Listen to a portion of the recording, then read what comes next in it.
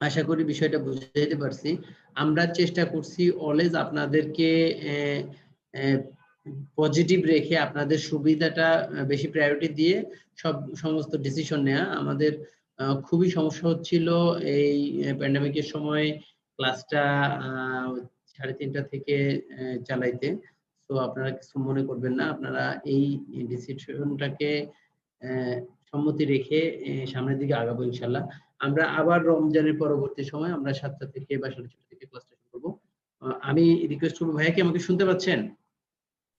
জি চলো, আমি শুনতে পাচ্ছি। শান্ত ভাই, আমরা আর বেশি সময় নাই করে আচ্ছা আমরা হ্যাঁ, মনে আমি হয় সেটাই, আমরা শুরু করে দিই। ওকে। সবাইকে সবাইকে স্বাগতম আজকের ক্লাসে। তো আজকে আসলে আমাদের যেটা রেগুলার সেটা হচ্ছে সাব্বির ভাইয়ের ক্লাস নেওয়ার কথা, কিন্তু সাব্বির ভাই আজকে অফিসে একটু দেরি হয়ে যাওয়ার কারণে আমরা আমি নিয়ে শুরু করতেছি। আশা করি ভাই আমাদের সাথে খুব দ্রুতই যোগদান করবে। তো আসেন, আজকে আমাদের যে ইয়েটা আজকে হচ্ছে লেকচার 4। আজকে আমাদের যে লেকচারটা, একটু সরি, হ্যাঁ, লেকচার 4। আজকে আমাদের যেটা আমরা এতদিন যেটা দেখছিলাম যে আমরা যে বিজ্ঞানের মধ্যে আমরা সাধারণত ফিজিক্সের যে পার্টগুলো দেখছিলাম, রাইট? এখন আমরা ঢুকতেছি জীব বিজ্ঞানের জগতে। জীব বিজ্ঞান আমরা সবাই মোটামুটি এগুলো পড়ছি আমাদের জীবনে, কোনো না কোনো একটা এই জিনিস হয়তো আমাদের কোনো না কোনো পড়া লাগছে, বিভিন্ন উদ্ভিদ নিয়ে বা বিভিন্ন প্রাণী নিয়ে। তো আজকে আমাদের ওই জীববিজ্ঞান পাঠটা দিয়ে আমরা শুরু করতেছি আর কি আজকে। তো আজকে আমাদের লেকচার 4। তো আমাদের এর মধ্যে দেখেন, মানে আমাদের টপিকের মধ্যে কি কি আছে আমরা একটু ফার্স্টে একটু ব্রিফ একটা ধারণা নিই। যে পদার্থে জীববিজ্ঞান বিষয়ক ধর্ম আছে, টিস্যু নিয়ে কথা বলা আছে, জেনেটিক্স আছে এর মধ্যে, জীববৈচিত্র্য, animal diversity, plant diversity, animal tissue সহ এখানে অনেকগুলো টপিক আমাদের এটার মধ্যে ইনক্লুড আছে আজকের লেকচারের মধ্যে। তো আমরা শুরু করি, আমরা আস্তে আস্তে প্রতিটা টপিকের সাথে আমরা পরিচয় হব। আমরা আজকে শুরু করতেছি। ফার্স্টে আমরা দেখেন, প্রথমে আমি আপনাদেরকে দেখাচ্ছি যেটা জীববিজ্ঞান। আমরা প্রথমে এটা সংজ্ঞাটা দিয়ে শুরু করতেছি। জীববিজ্ঞান, এই যে জীববিজ্ঞান, এটা আসলে বলতে কি বোঝাচ্ছে? এটা হচ্ছে জীববিজ্ঞান হচ্ছে বিজ্ঞানের একটি শাখা যেখানে জীব ও জীবন সংক্রান্ত গবেষণা করা হয়। যেখানে জীব ও জীবন সংক্রান্ত গবেষণা করে সেরকম একটা শাখা হচ্ছে বিজ্ঞানের অধীনে, সেটাকে আমরা জীববিজ্ঞান বলতেছি। এখানে এই যে গবেষণার মধ্যে কি কি ইনক্লুড আছে, তাদের গঠন, বৃদ্ধি, বিবর্তন থেকে শুরু করে শ্রেণীবিন্যাস বিদ্যার আলোচনা এর মধ্যে অন্তর্ভুক্ত আছে। এটা একটা বৃহৎ একটা জগৎ, এটা বিজ্ঞানের একটা বৃহৎ একটা শাখা যেখানের মধ্যে আমাদের জীবের গঠন, বৃদ্ধি, বিবর্তন এগুলো আমাদের আলোচনা করা হচ্ছে। এখন কথা হচ্ছে এই যে জীববিজ্ঞান, সেটা হচ্ছে এর অনেক শাখা উপশাখা আছে। যে দেখেন সেটাই বিজ্ঞানের একটা শাখা, সেটার মধ্যে অনেকগুলা শাখা উপশাখা আছে। আমাদের আধুনিক জীববিজ্ঞান বলে যে কোষ হচ্ছে জীবনের মূল একক। দেখেন, এই যে জীববিজ্ঞানে আমরা ধারণাটা পাওয়া শুরু করছি, কোষটাকে আমরা বলতেছি জীবনের মূল একক। আমাদের কোষটাকে আমাদের বলা হচ্ছে জীবনের মূল একক। আর জিন হলো বংশগতি বিদ্যার মূল একক। কথাগুলোর মধ্যে তফাৎ দেখেন, জিন হচ্ছে বংশগতি বিদ্যার মূল একক, আর কোষটা হচ্ছে আমার জীবনের মূল একক। দুইটা মূল এককের মধ্যে তফাৎ আছে। আর বিবর্তন আমরা যেটাকে বলি সেটা হচ্ছে ইভলিউশন, যেটাকে ইংলিশে বলা হয়। আপনারা হয়তো এটার ইংলিশ নামটা হয়তো জেনে থাকতে পারেন, ইভলিউশন। ইভলিউশন তো এটা হচ্ছে কি, আমাদের এই বিবর্তন হলো একমাত্র প্রক্রিয়া যার মাধ্যমে নতুন প্রজাতির জীব সৃষ্টি হয়। তার মানে বিবর্তনের সাহায্যে হচ্ছে আমাদের নতুন জীব সৃষ্টি করার যে প্রক্রিয়া, সেটা হচ্ছে বিবর্তনের সাহায্য হচ্ছে। আচ্ছা, এবার আসেন, এই যে জীববিজ্ঞান শব্দটা কি থেকে আসে? আমরা জীববিজ্ঞানের সবাই ইংরেজি ব্যাপারটা জানি, যে জীববিজ্ঞানের ইংরেজি ব্যাপারটা আমরা জানি, সেটা হচ্ছে বায়োলজি। জীববিজ্ঞানকে ইংলিশে বলা হচ্ছে বায়োলজি বলা হচ্ছে, ঠিক আছে? এখন এই যে জীববিজ্ঞান বায়োলজি, এটা আসলে দুইটা গ্রিক শব্দ থেকে উৎপন্ন হয়েছে। দুইটা গ্রিক শব্দ কোন দুইটা? সেটা হচ্ছে প্রথমে আপনাদের যেটা হচ্ছে বায়োস, প্রথম হচ্ছে বায়োস, যার অর্থ হচ্ছে জীবন। আর এরপর হচ্ছে লোগোস, যেটা এখানে লেখা আছে, যার অর্থ হচ্ছে জ্ঞান। তার মানে জীবন সম্পৃক্ত যে জীব বিজ্ঞান, সেটাকে বলা হচ্ছে বায়োলজি বলা হচ্ছে। এটা প্রথম কি আবিষ্কার করা হয়? এটা হচ্ছে প্রথম 1800 সালে জার্মানিতে ব্যবহৃত হয় এই শব্দটা। জীববিজ্ঞানকে ব্যাখ্যা করার জন্য প্রথম 1800 সালে এটা জার্মানিতে ব্যবহার করা হয়। পরবর্তীতে যেটা হয়েছে, যেটা আজকাল যেটা প্রচলিত আর কি, সেটা হচ্ছে যে ফরাসি একজন প্রকৃতিবিদ আছে, তার নাম হচ্ছে লামার্ক। লামার্ক হচ্ছে অনেকগুলি শাস্ত্রের ধারক নাম হিসেবে এটি প্রচলন করেন আর কি। আলটিমেটলি আমাদের এই বায়োলজি শব্দটা যে বর্তমান যে পরবর্তীতে প্রচলনটা, সেটা শুরু করছে লামার্ক নামে একজন প্রকৃতিবিদ। উনি হচ্ছেন একজন ফরাসি প্রকৃতিবিদ। তো এখান থেকে আমাদের জীববিজ্ঞানের শুরু। এর পরবর্তীতে ইংরেজ প্রাণী বিজ্ঞানী ছিল ও শিক্ষাবিদ হেনরি হাক্সলি জীববিজ্ঞানের একটি একত্রীকারক শাস্ত্র হিসেবে প্রতিষ্ঠায় গুরুত্বপূর্ণ ভূমিকা লাভ করেন বা ভূমিকা পালন করেন আর কি। এটা কে করছে? এটা হচ্ছে হেনরি হেক্সলি করছিল আর কি। হাক্সলি করছিল। উনি হচ্ছে দুইটার যে ব্রাঞ্চ গুলা আছে এগুলাকে একত্রীকরণে উনি সাহায্য করছিল। তো আমরা আসেন আমরা পরবর্তী স্লাইডে যাই। তো আমরা এটা মোটামুটি সবাই জানি যে জীববিজ্ঞানের দুইটা শাখা আছে, একটা হচ্ছে উদ্ভিদ বিজ্ঞান আর একটা হচ্ছে প্রাণী বিজ্ঞান। উদ্ভিদ বিজ্ঞান আর একটা হচ্ছে প্রাণী বিজ্ঞান। এখন আসেন এটা হচ্ছে কি আমাদের জীবের ধরন অনুসারে করছে, কিন্তু এছাড়াও কিন্তু জীববিজ্ঞান আরো দুইটা ভাগ আছে। আমরা এই দুইটা এটা জানি কিনা জানি না, জীববিজ্ঞান কিন্তু এই ছাড়াও দুইটা ভাগ আছে।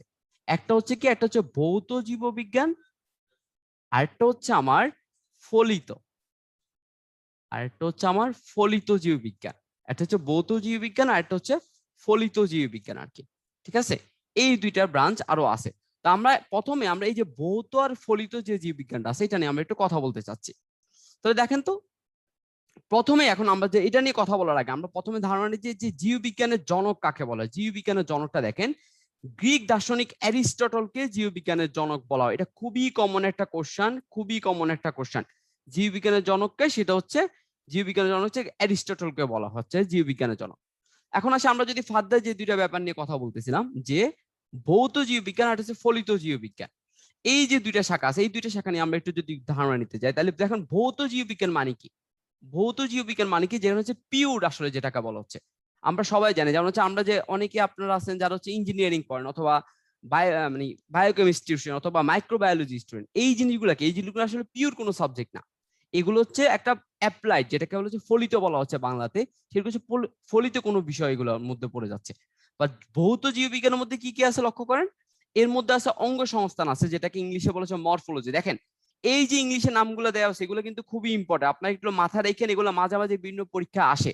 আপনাকে ইংলিশে নামটা দিয়ে বলবে যে এর বাংলা নাম কোনটি নিচে, এগুলো আপনাকে জানা থাকতে হতে পারে। যেমন হচ্ছে দেখেন এখানে শ্রেণীবিন্যাস যেটা আছে সেটাকে বলা হচ্ছে টেক্সোনমির আন্ডারে ফেলা হচ্ছে, শ্রেণীবিন্যাসটা চলে যাচ্ছে ট্যাক্সোনমির আন্ডারে। শারীরবিদ্যা যেটা সেটা হচ্ছে ফিজিওলজির আন্ডারে চলে যাচ্ছে। এই যে দেখেন এখানে একটা আছে হিস্টোলজি, এই যে দেখেন এটা কিন্তু এখানে কিন্তু ইংরেজিটাই লেখা আছে, এটা বাংলাটা একটু কাইন্ডলি আপনারা একটু জেনে নিন। এটা হচ্ছে কলাস্থান বিদ্যা। কলাস্থান বিদ্যা মানে আমাদের শরীরে যে টিস্যু আছে সেই টিস্যু নিয়ে যে বিদ্যাটা ইয়েটা আছে সেটা হচ্ছে আমার হিস্টোলজির মধ্যে পড়ে আছে। হিস্টোলজিটা হচ্ছে টিস্যু নিয়ে। এর মধ্যে আছে ভ্রূণবিদ্যা আছে, যেটা এমব্রিওলজি আছে, আর অনেকগুলো আছে। দেখেন বংশগতি বিদ্যা আছে, যেটাকে ইংলিশে বলা হচ্ছে জেনেটিক্স, বাস্তুবিদ্যা, ইকোলজি। আমরা এগুলার নামগুলো মোটামুটি আমরা শুনছি। যেমন এখানে আরেকটা আছে দেখেন এন্ডোক্রাইনোলজি। এই যে এন্ডোক্রাইনোলজি যে জিনিসটা আছে, এখন কথা হচ্ছে এটার বাংলা নাম কি, এটার বাংলা নামটা একটু আপনাদের জেনে রাখেন। এটা হচ্ছে অন্তঃক্ষরা গ্রন্থি। অন্ত সরি খরা গ্রন্থি, ঠিক আছে, এই বাংলা নামটা আপনারা একটু জেনে রাখবেন, অন্তঃক্ষরা গ্রন্থি। তাহলে আমরা এখানে দেখেন, আমরা এখানে ভৌত, আমি আপনাদের সামনে স্লাইডটা একটু রাখতেছি, আপনি একটু ভালো করে লক্ষ্য করেন। কারণ হচ্ছে এইখানে যে বাংলা যে নামগুলো আছে বা এটার ইংলিশে যে ইয়াগুলো আছে এইগুলো আপনার জানা থাকতে হবে, আদারওয়াইজ আপনি প্রবলেম ফেস করবেন।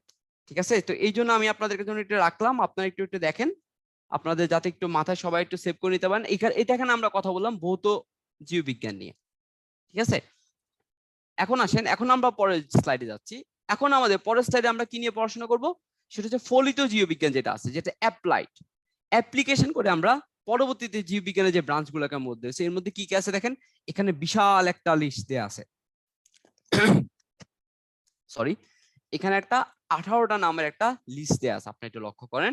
এর মধ্যে প্রথমেই আছে প্রত্নতত্ত্ববিদ্যা আছে, যেটার নাম হচ্ছে আর্কিওলজি, এটা নাম আপনারা শুনে থাকতে পারেন। এখানে জীব পরিসংখ্যান আছে, বায়োস্ট্যাটিক্স আছে, পরজীবীবিদ্যা, প্যারাসাইটোলজি আছে, এখানে দেখেন কীটতত্ত্ব আছে, এন্টোমোলজি, আরো অনেকগুলো আছে। দেখেন বায়োকেমিস্ট্রি আছে, এখানে প্রাণ রসায়ন যেটা বাংলা নাম, আরো আছে দেখেন ফার্মেসি আছে, মৃত্তিকা বিজ্ঞান আছে, সমুদ্র বিজ্ঞান আছে যেটা অবশ্যই ওশিনোগ্রাফি, এবার হচ্ছে দেখেন জিও প্রযুক্তিবিদ্যা, এই যে বায়োটেকনোলজি যেটা নিয়ে আমরা এখন খুব কথাবার্তা শুনতেছি, বায়োটেকনোলজি দেখেন সেটা হচ্ছে আমার ফলিত জীববিজ্ঞানের মধ্যে পড়ে যাচ্ছে।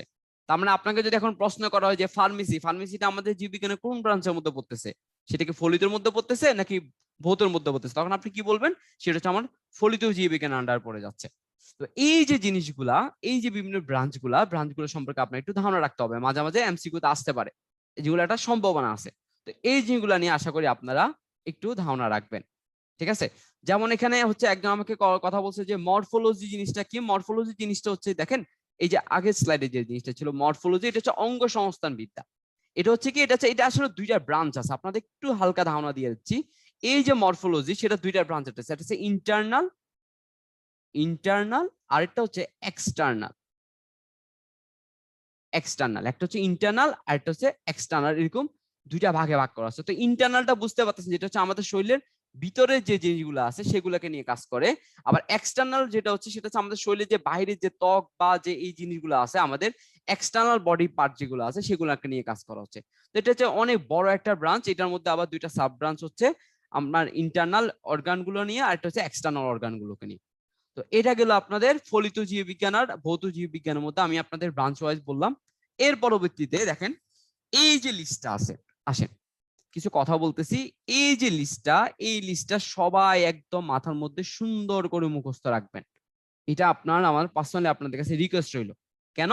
কারণ আচ্ছা আপনারা যদি প্রিভিয়াস যে বিসিএস এর কোশ্চেন গুলো আছে ওগুলো যদি একটু ঘাটাঘাটি করেন, খুব বেশি ঘাটাঘাটি করলে যদি একটু ঘাটাঘাটি করে দেখবেন যে আপনার এই টাইপের জিনিসগুলো এমসিকিউ গুলো, এই টাইপের কোশ্চেন গুলো এমসিকিউ তে খুব কমন দেখতে পারবেন।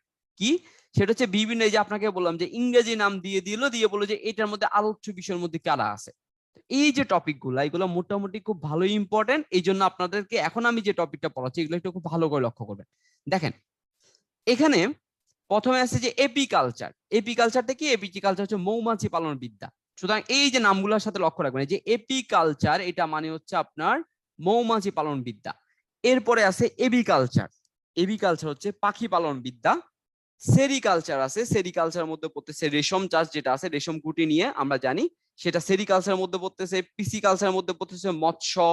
প্রন কালচার, দেখেন নামের সাথে মিল আছে, প্রন আমরা জানি, প্রন মানে আসলে আমাকে কি বোঝায়? চিংড়ি বোঝায়, আমরা জানি নামের সাথে মিল আছে। পাল মানে হচ্ছে মুক্তা চাষ নিয়ে। ফ্রগ হচ্ছে গিয়ে ব্যাং নিয়ে। এখানে আরো আছে দেখেন হর্টিকালচার আছে, দেখেন হর্টিকালচার হচ্ছে উদ্যান বিদ্যা নিয়ে। হার্পিটোলজি আছে, হার্পিটোলজি, হার্পিস মানে কি? হার্পিস নামটা হয়তো আমরা শুনছি যে হার্পিস হচ্ছে কি উভচর মধ্যে পড়ে আছে, দেখেন এইখানে হার্পিটোলজির মধ্যে পড়তেছে আমাদের উভচর পড়ে যাচ্ছে। এইখানে যে লিস্টটা আছে এগুলো খুব ভালো করে লক্ষ্য করবেন। দেখেন এখানে পমোলজি আছে, ফল চাষ বিদ্যা আছে। এর পরবর্তীতে দেখেন আরো এখানে কয়টা আছে, মাইকোলজি যেটা পড়তেছে ছত্রাক বিজ্ঞানের মধ্যে পড়তেছে। অ্যানথ্রোপোলজি পড়তেছে নৃবিজ্ঞানের মধ্যে। আরো আছে হেলমিনথোলজি আছে, কৃমি বিজ্ঞান। অ্যানাটমি আছে। এখানে এখন আমি সবগুলো একটা একটা করে নাম বলতে পারি, কিন্তু আলটিমেটলি যেটা হচ্ছে সবগুলো আমি আপনাকে বুঝতে হবে এবং কোনটা কিসের আন্ডারে পড়তেছে বা তার সাথে কি আলোচ্য বিষয় আছে এই নামগুলো আপনাকে খুব ভালো করে জানতে পারে। ঠিক আছে? এটা হচ্ছে লাক্ষ্য হচ্ছে এক ধরনের এটা হচ্ছে মৎস্য প্রকৃতি আর কি। আপনারা একজন প্রশ্ন করছে এটা হচ্ছে মৎস্য প্রকৃতি একটা। এটা হচ্ছে আপনার এটার প্রতি একটা, এটা হচ্ছে জীববিজ্ঞান একটা ব্রাঞ্চের মধ্যে পড়ে যাচ্ছে, ফলিত বিজ্ঞানের মধ্যে। ঠিক আছে? এটা হচ্ছে মৎস্য প্রকৃতি একটা জিনিস। আচ্ছা, তো এটা আসেন এইগুলা নিয়ে আমরা আপনাদের কথা বলতেছিলাম। তো এবার আসি, এই যে আমরা ফলিত যে ইয়াগুলো আছে এই জিনিসগুলো যদি আপনাদের মাথায় থাকে তাহলে আশা করতেছি আপনাদের পরবর্তীতে আমি এখন যে একটা পোল কোশ্চেন যে ইয়া করতে যাব সেই পোল কোশ্চেন আপনারা অ্যান্সার করতে পারবেন। এই যে লিস্টটা যে আমি আপনাদের চোখের সামনে রাখলাম, আশা করি এখান থেকে আপনারা এই অ্যান্সারটা করেন। আমি পোল কোশ্চেনটা লঞ্চ করে দিতে বলবো সোহেল ভাইকে। দেখেন আপনাদের এখানে একটা কোশ্চেন আছে যে পমোলজিতে আলোচনার বিষয় কোনটি? আপনারা একটু কাইন্ডলি এটা একটু ইয়া করে দিলাম। আমি আপনাদেরকে 15 সেকেন্ড একটা সময় দিলাম, দেখি 15 সেকেন্ডের মধ্যে আপনারা দেখি করেন তো অ্যান্সার। হ্যাঁ মোটামুটি হচ্ছে, এখন পর্যন্ত বোঝা যাচ্ছে না, দেখি আপনারা চেষ্টা করতে থাকেন। হ্যাঁ ওকে, 15 সেকেন্ড হয়ে গেছে, আমি বন্ধ করে দিচ্ছি। আশা করি আপনারা বেশিরভাগই অ্যান্সার করছেন, আমি এন্ড করে দিলাম। ওকে, তো আমরা যেটা দেখলাম, হ্যাঁ আপনারা প্রায় 2/3 এর মতো আপনারা কারেক্ট অ্যান্সার দিয়েছেন। আপনারা বলছেন ফল চাষ বিদ্যা, যেটা হচ্ছে কারেক্ট অ্যান্সার, এটা অ্যান্সার হচ্ছে সি। ঠিক আছে, ফল চাষ বিদ্যা। এখন দেখেন আপনারা কিন্তু এখানে অনেকজন আছে উদ্যান বিদ্যা দিয়েছেন, বনবিদ্যা দিয়েছেন। হ্যাঁ হয়তো আপনার এখানে কনফিউজ হয়ে গেছে, বাট একটা জিনিস একটু দেখেন, কিছু কিছু জায়গা হচ্ছে আপনি একটু ইনটিউটিভ কিছু পাওয়ার খাটাবেন। কিভাবে দেখেন, আমি এটা নিয়ে একটু সময় নিচ্ছি, আপনাদেরকে বেশি সময় নেবে, একটু সময় নিচ্ছি। দেখেন উদ্যান পালন বিদ্যা নিয়ে আমি এখানে আপনাদেরকে অলরেডি দেখাইছি। হর্টিকালচার আপনার মুখে পড়ছেন, হর্টিকালচার আপনারা এটা জানেন, উদ্যান পালন বিদ্যা। বনবিদ্যা কি? যখনই বনবিদ্যা বলবো আপনার কাছে কি চলে যাবে? ফরেস্ট্রি কথা মাথায় চলে আসবে, কারণ আপনি জানেন যে হ্যাঁ ফরেস্ট্রি নামে একটা সাবজেক্ট আছে যেটা আসলে বনবিদ্যা নিয়ে পড়াশোনা করা হয়। আবার দেখেন খাদ্যের পুষ্টিগুণ, পুষ্টি মানে কি? পুষ্টি মানে হচ্ছে নিউট্রিশন, তার মানে এটা নিউট্রিশনের মধ্যে পড়ে যাচ্ছে। তাহলে আপনি দেখেন আপনার এই যে পমোলজি, আপনার কাছে হয়তো মনে হইতে পারে যেটা তো আমার কাছে একটা আননোন ওয়ার্ড। হ্যাঁ আননোন ওয়ার্ড হইতে পারে, বাট আমার ইনটিউটিভ পাওয়ার তো আমাকে খাটাইতে হবে, তাই না? সেখান থেকে দেখেন আপনি জানেন এটা হর্টিকালচার, তার মানে এটা আপনার মিলতেছে না, ওকে এটা বাদ। বনবিদ্যা, এটা ফরেস্ট্রি, এটাও মিলতেছে না, এটা বাদ। খাদ্যের পুষ্টিগুণ, এটা পড়ে যাচ্ছে আমার নিউট্রিশন, এটাও মিলতেছে না, এটাও বাদ। তাহলে আপনার কাছে একটাই অপশন বাকি থাকতেছে। হ্যাঁ আমি জানি এখানে আমরা একটা চান্স নিচ্ছি, বাট মাঝে মাঝে এরকম কখনো কোনো সিচুয়েশন ক্রিয়েট হলে আমি বলবো যে আপনারা জিনিসটাকে এইভাবে চিন্তা করেন। সেক্ষেত্রে সেলফ স্যাটিসফ্যাকশন দেখে কেউ অ্যান্সার দাগাইতে পারেন, কেউ হয়তো নাও দাগাইতে পারেন, বাট এরকম একটা চিন্তা করেন। ঠিক আছে, তো এটা গেল আমাদের পোল কোশ্চেন। তো পোল কোশ্চেনের পরবর্তীতে আমরা আসি আরো। দেখেন এখানে আপনাদের প্রিভিয়াস ইয়ারের কোশ্চেন গুলো দেওয়া আছে, প্রিভিয়াস বিসিএস। আমি আপনাদেরকে বলছি না কেন জিনিসগুলো সম্পর্কে ধারণা রাখতে হবে, লক্ষ্য করেন। এই যে প্রথম কোশ্চেনটা দেখি আপনাদের কাছে আমি অ্যান্সার রাখতেছি, দেখি আপনার চ্যাট বক্সে অ্যান্সার দিন তো। প্রথম যে কোশ্চেনটা আছে, প্রাণী জগতে উৎপত্তি ও বংশ সম্বন্ধীয় বিদ্যাকে কি বলা হয়, দেখি আপনারা বলেন। আমি আপনাদের অ্যান্সার পক্ষে এখানে 4টা আছে, আপনারা বলেন তো এটা অ্যান্সার কোনটা হবে? জুওলজি নাকি বায়োলজি নাকি ইভলিউশন নাকি জেনেটিক্স? হ্যাঁ, আপনারা মোটামুটি এখানে কয়েকজন বেশিরভাগই ভালো সঠিক অ্যান্সার দিয়েছেন, কয়েকজন একটু ভুল অ্যান্সার দিয়ে দিচ্ছেন। দেখেন আমি আবারও বলতেছি, এখানে অ্যান্সারটা হচ্ছে জেনেটিক্স। এখানে অ্যান্সারটা হবে জেনেটিক্স, হচ্ছে ঘ নাম্বারটা হচ্ছে আমার অ্যান্সার। কয়েকজন হচ্ছে ইভলিউশন দিচ্ছে। ইভলিউশন কি আমি বলছি না আপনাকে, ইংলিশ ওয়ার্ড বলে দিছিলাম, তাই না? ইভলিউশন কি বিবর্তন, নতুন প্রজাতি সৃষ্টিকরণটা এটার মধ্যে পড়ে যাচ্ছে। ঠিক আছে, ইভলিউশনের মধ্যে পড়ে যাচ্ছে। আর এখানে হচ্ছে প্রাণীগত উৎপত্তি ও বংশ সম্বন্ধীয় বিদ্যাটাকে আমরা বলছিলাম জেনেটিক্স বলছিলাম। তো এটা অ্যান্সার হচ্ছে জেনেটিক্স। ওকে, এবার আসেন, এটা তো পারার কথা। এখানে তো আমার কাছে মনে হচ্ছে না। মৌমাছি পালন বিদ্যা একটু আগে আমরা দেখাইছিলাম, সেটা কি অ্যান্সার বলেন তো? সেটা হচ্ছে এপিকালচার, এটা আমরা একটু আগে দিয়ে দেখলাম। এবার অ্যানাটমি, অ্যানাটমি শব্দের অর্থ কি? আমার কাছে মনে হয় না এখানে কাউকে বলা লাগবে, তারপর আপনারা বলেন। অ্যান্সারটা রেখে দিলাম। 3 নাম্বার অ্যান্সারটা কি হবে? 3 নাম্বারের অ্যান্সারটা হচ্ছে শারীরবিদ্যা। 3 নাম্বারের অ্যান্সার হচ্ছে শারীরবিদ্যা। ওকে, দেখেন এই যে স্নায়ুতন্ত্র, নিউরোলজি, সাদৃশ্য তো এখানে কিছু না। এখানে অঙ্গ সঞ্চালন, অঙ্গ সঞ্চালনটা কিসের মধ্যে পড়ে যাচ্ছে? মরফোলজির মধ্যে পড়ে যাচ্ছে। আমরা বলছিলাম এটা শারীরবিদ্যার মধ্যে পড়ছে।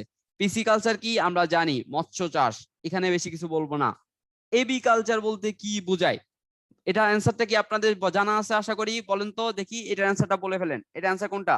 এই যে 4টা অপশন আছে, কোনটা এর মধ্যে অ্যান্সার? অ্যান্সার পক্ষীশালা না, পক্ষীশালা না। যারা পক্ষীশালা অ্যান্সার ভাবতেছেন তারা ভুল। পক্ষীশালা কোনো শব্দের মধ্যে পড়তেছে না, এটা হবে পাখি পালন সংক্রান্ত বিষয়াদি। পাখি পালন সংক্রান্ত বিষয়াদির মধ্যে পড়ে যাবে এটা। তো এইটা হচ্ছে আপনাদের মোটামুটি এই যে টপিক গুলো পড়লাম, এখান থেকে বিগত বিসিএস এ কি টাইপের কোশ্চেন গুলো আসছিল সেটা একটা আপনাদেরকে কোশ্চেন একটা ধারণা দিলাম। তো এবার আসেন, এতটুকু যদি আমরা বুঝতে পারি, আমরা এর পরবর্তীতে স্লাইডটা চলে যাই কাইন্ডলি।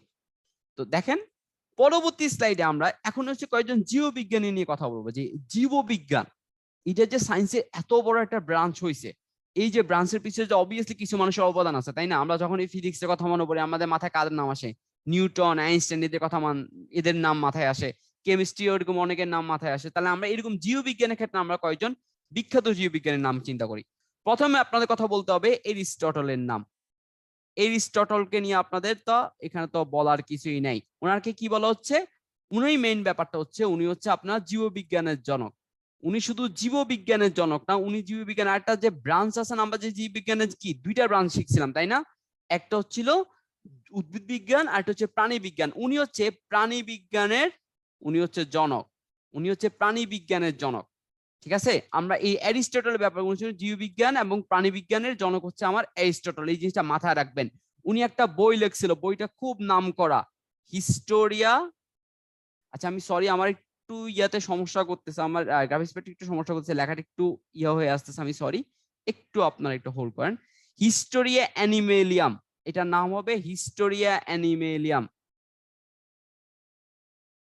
হিস্টোরিয়া অ্যানিমেলিয়াম, নামটা খুব ভালো করে দেখে রাখেন। অ্যানিমেলিয়াম, অনেকে অ্যানিমেলিয়া লেখে, সেটা না, অ্যানিমেলিয়াম নামটা।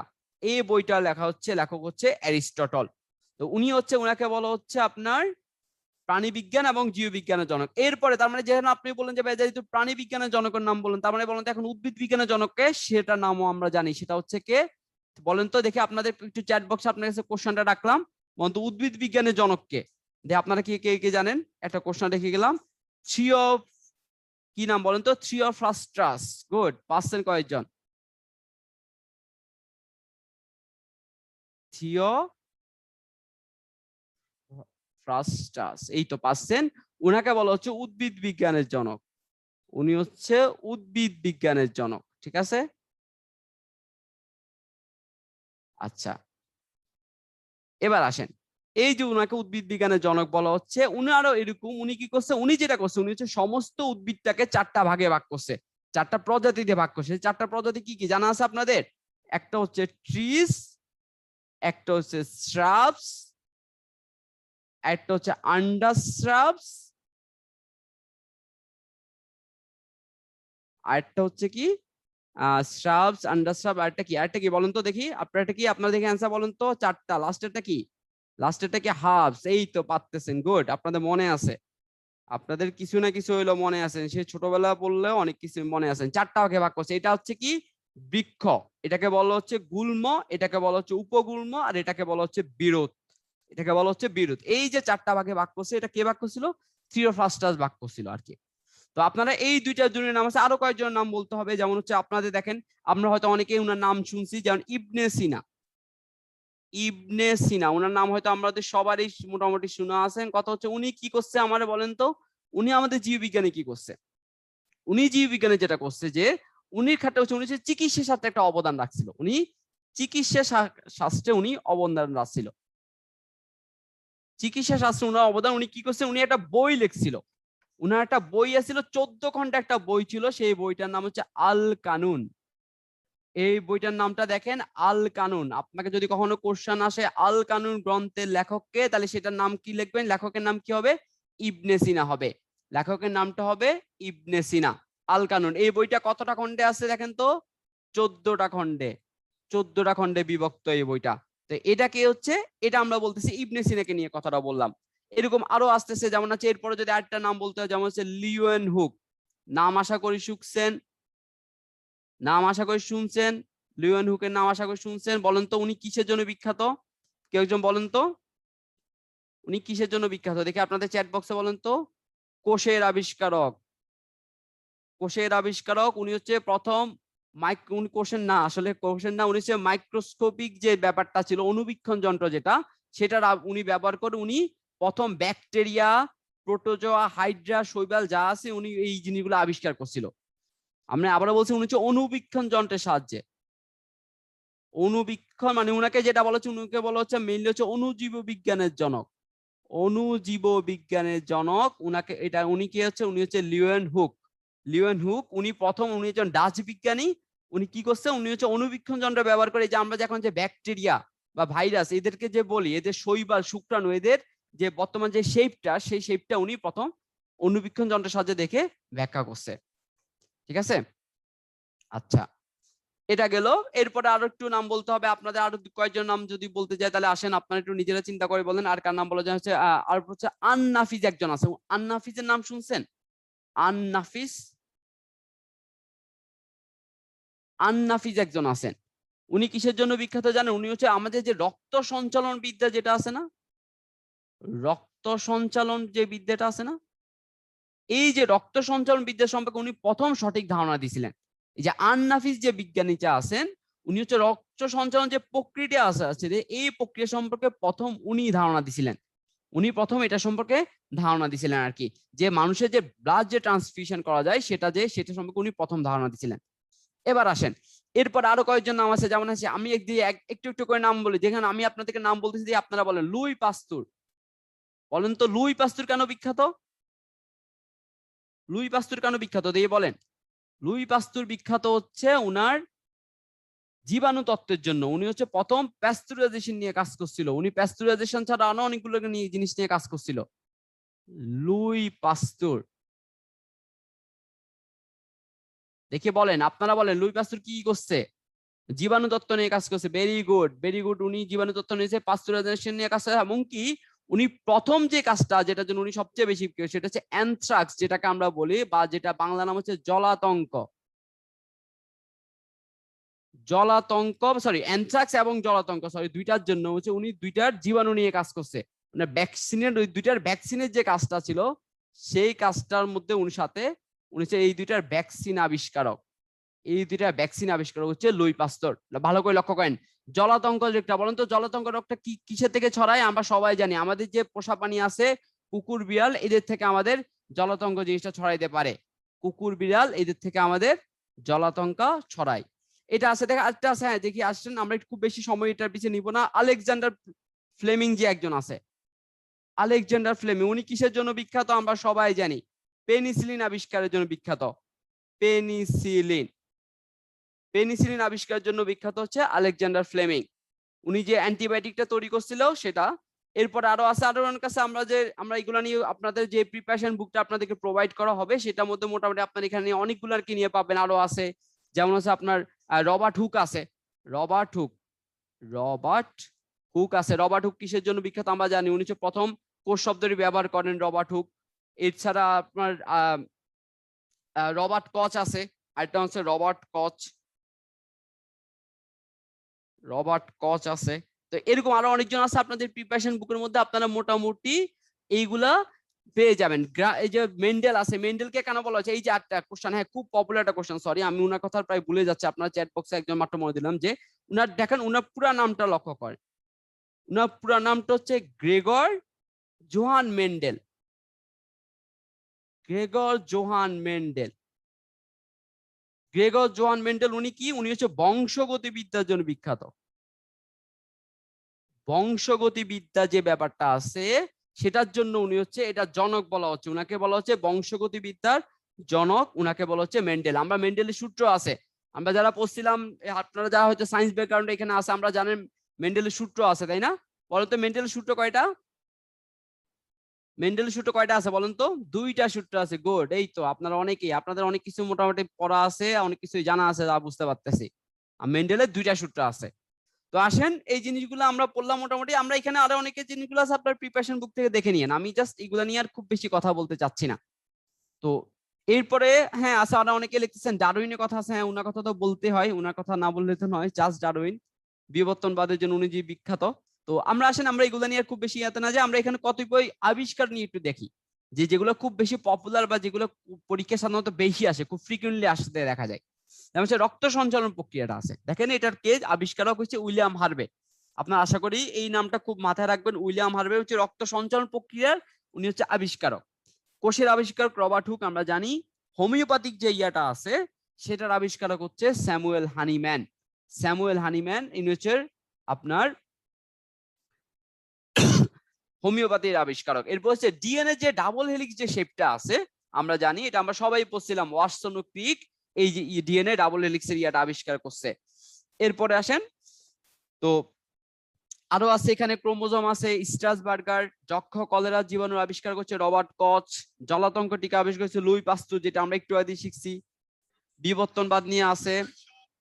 এরপর হচ্ছে গিয়ে পোলিও টিকা, পোলিও টিকা আবিষ্কার হচ্ছে জোনাস সার্ক আছে। কৃত্রিম জিনিস হচ্ছে হর গোবিন্দ খোরানা আছে। এইগুলা দেখেন, এই যে ব্লাড গ্রুপের লক্ষ্য রাখবেন, ব্লাড গ্রুপের লক্ষ্য রাখবেন, ব্লাড গ্রুপের আবিষ্কারক কে, সেটা হচ্ছে কার্ল ল্যান্ডস্টেইনার।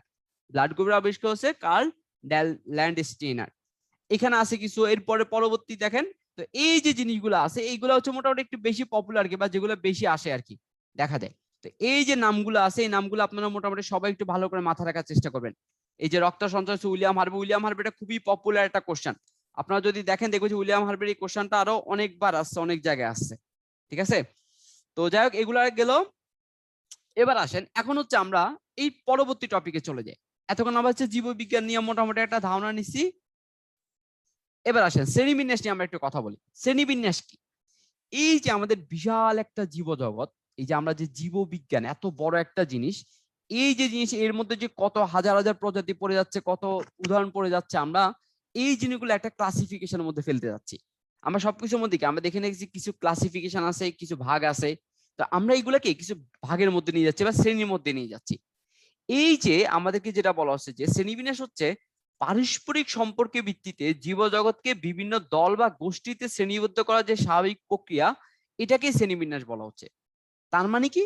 তার মানে হচ্ছে আপনি কিছু পারস্পরিক সম্পর্কের ভিত্তিতে, যেমন দেখেন কি আমরা কি একটা বাঙালি জাতি বলতেছি, আমরা কিসের ভিত্তিতে আমরা বাঙালি জাতি বলতেছি?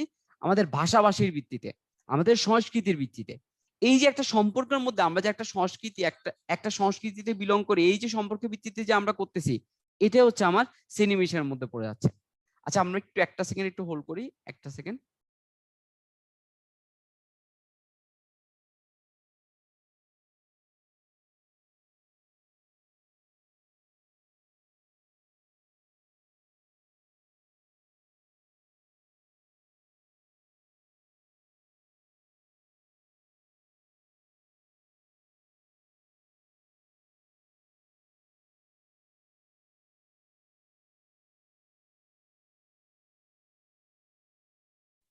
আচ্ছা আমি সরি, আচ্ছা তো এই যে শ্রেণীবিন্যাসটা আছে, শ্রেণীবিন্যাসের যে জনক সেটা হচ্ছে সুইডিশ বিজ্ঞানী ক্যারোলাস লিনিয়াস। এই যে ক্যারোলাস লিনিয়াস যে লোকটা আছে, উনি হচ্ছে শ্রেণীবিন্যাসে যে উনি হচ্ছে প্রথম এটা অবদান রাখেন। তো উনি হচ্ছে তিনি সর্বপ্রথম জীবের পূর্ণ শ্রেণীবিন্যাস এবং নামকরণের ভিত্তি প্রবর্তন করেন। তাহলে প্রথম নামকরণের ভিত্তি কি প্রবর্তন করেন, সেটা হচ্ছে ক্যারোলাস লিনিয়াস। এখন কথা হচ্ছে আপনাদের কাছে একটা কোশ্চেন রইলো, বলেন তো এই যে নামকরণটা আছে, যে আমরা যে জীবের যে নামকরণ হয়, এটা কি টাইপের নামকরণ জানেন? এটা হচ্ছে একটা দ্বিপদী নামকরণ, তাই না? এটা নাম আপনারা শুনছেন না, দ্বিপদ নামকরণ শুনছেন তো, তাই না? যে এই যে আমাদের নামকরণটা যেটা হয়, এটা একটা কোশ্চেনের মতো থেকে যাবে, সেটা হচ্ছে আমাদের যে নামকরণ সেটা হচ্ছে দুইটি পদের সাহায্যে আমাদের নামকরণটা হয়, সেটাকে বলা হচ্ছে দ্বিপদ নামকরণ। এখন আমাকে একটা কথা বলুন তো, এই যে দ্বিপদ নামকরণ যা বাইনোমিয়াল যে নোমেনক্লেচারটা যেটাকে বলে, বলুন তো এটা কারা এটা নীতিমালা প্রবর্তন করছে, এটা কি জানা আছে আপনাদের? দেখে আপনাদের কাছে, এই যে আমি বললাম আমাদের জীবের যে নামকরণ সেটা হচ্ছে দ্বিপদ নামকরণ হয়।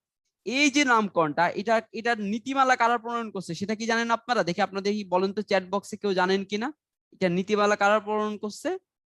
হ্যাঁ, গুড গুড, এখানে পাচ্ছেন অনেকে। এটা হচ্ছে আইসিবিএন। এটা হচ্ছে দেখেন আইসি, এটা হচ্ছে আপনাদের একটু এক্সট্রা একটা ইনফরমেশন। আইসিবিএন বা যেটাকে হচ্ছে সাধারণত আইসিজেডএন বলা হয়, কথা বুঝতে পারছেন? আইসিজেডএন বলা হচ্ছে আর কি। তো এই যে সংস্থাটা আছে এটা হচ্ছে এটা নীতিমালা অনুসরণ করেছে, দ্বিপদ নামকরণটা সৃষ্টি করছে। এখন আসেন যেটা, এখন এই যে জিনিসটা এটা পুরা মিনিংটা কি দেখেন, লক্ষ্য করেন, এটা হচ্ছে international commission of zoological nomenclature. লক্ষ্য করেন, international commission of zoological nomenclature. Nomenclature বানানটা আশা করি আপনারা জানেন, তারপর আমি লিখে দিচ্ছি, লেখেন নোমেনক্লেচার, সরি এখানে একটু নিচে নেমে গেছে, নোমেনক্লেচার এটা হচ্ছে বানান। তো আশা করি আপনার এই জিনিসটা জানা আছে। এরপর দেখেন শ্রেণীবিন্যাস যে আছে এটা উদ্দেশ্যটা কি, কেন আমরা শ্রেণীবিন্যাস করতেছি, হোয়াই ইজ ইট নিডেড? তো দেখেন এখানে জিনিসটা যেটা শ্রেণীবিন্যাসের উদ্দেশ্য হচ্ছে, মেইন উদ্দেশ্যটা হচ্ছে যে প্রতিটি জীবের যে কতগুলো দল আর উপদল যে আছে না, এদের সম্পর্কে আমাদের জ্ঞান আরোহণ করতে হবে। আর আমাদের যদি শ্রেণীবিন্যাস না থাকে, আমাদের যে জ্ঞানটা সেটা কি ছড়াই ছিটে থাকবে, এটাকে আমরা কোন একটা সিস্টেমের মধ্যে নিয়ে আসতে পারতেছি না। তা আমাদের শ্রেণীবিন্যাসের উদ্দেশ্যের মধ্যে পড়তেছে যে আমাদের যে দল আর উপদল আছে এটা সম্পর্কে আমাদের জ্ঞান আহরণ করা। এরপর আরো ব্যাপারগুলোর মধ্যে আছে এদের সঠিকভাবে সংরক্ষণ, পূর্ণাঙ্গ জ্ঞানকে সংক্ষিপ্তভাবে উপস্থাপন করা সহ প্রতিটি জীবকে শনাক্তকরণের ক্ষেত্রে কাজে দেয়। এরপর হচ্ছে সর্বোপরি জীবজগৎ ও মানব কল্যাণে প্রয়োজনীয় জীবসমূহকে শনাক্ত করে তাদের সংরক্ষণে সচেতন হওয়া। তার মানে আমাদের মেইন যে ইয়ারটা সেটা হচ্ছে আমাদের জীবজগৎ ও মানব কল্যাণের প্রয়োজনীয় জীবসমূহকে শনাক্ত করে তাদের সংরক্ষণে আমাদের সচেতন হওয়াটা হচ্ছে আমাদের মেইন এখানে শ্রেণীবিন্যাসের উদ্দেশ্য। এটা গেল আমাদের শ্রেণীবিন্যাস নিয়ে জ্ঞান। এর মধ্যে বলছে যে জীবজগৎ এবং শ্রেণীবিন্যাস নিয়ে যেটা আমরা তো বলছি যে এটা প্রবর্তক হচ্ছে ক্যারোলাস লিনিয়াস, যেটা আমরা জানি। উনি হচ্ছে প্রথম জীবজগতে কি করছে, দেখো এখানে পুরো সিস্টেমটা দেখো কিভাবে উনি শ্রেণীবিন্যাসটা করছে। আপনার একটু কাইন্ডলি পুরো সিস্টেমটা লক্ষ্য করেন। উনি প্রথমে দুইটি রাজ্যে ভাগ করছে, দুইটি রাজ্য কি, উদ্ভিদ আর প্রাণী। আমাকে বলা হচ্ছে যে উনি প্রথম দুইটি রাজ্যে ভাগ করেন, উদ্ভিদ জগৎ ও প্রাণী জগৎ, যা লিনিয়াসের সময়কাল থেকে শুরু করে বিংশ শতাব্দীর মাঝামাঝি সময় পর্যন্ত বিবেচনা করা হতো।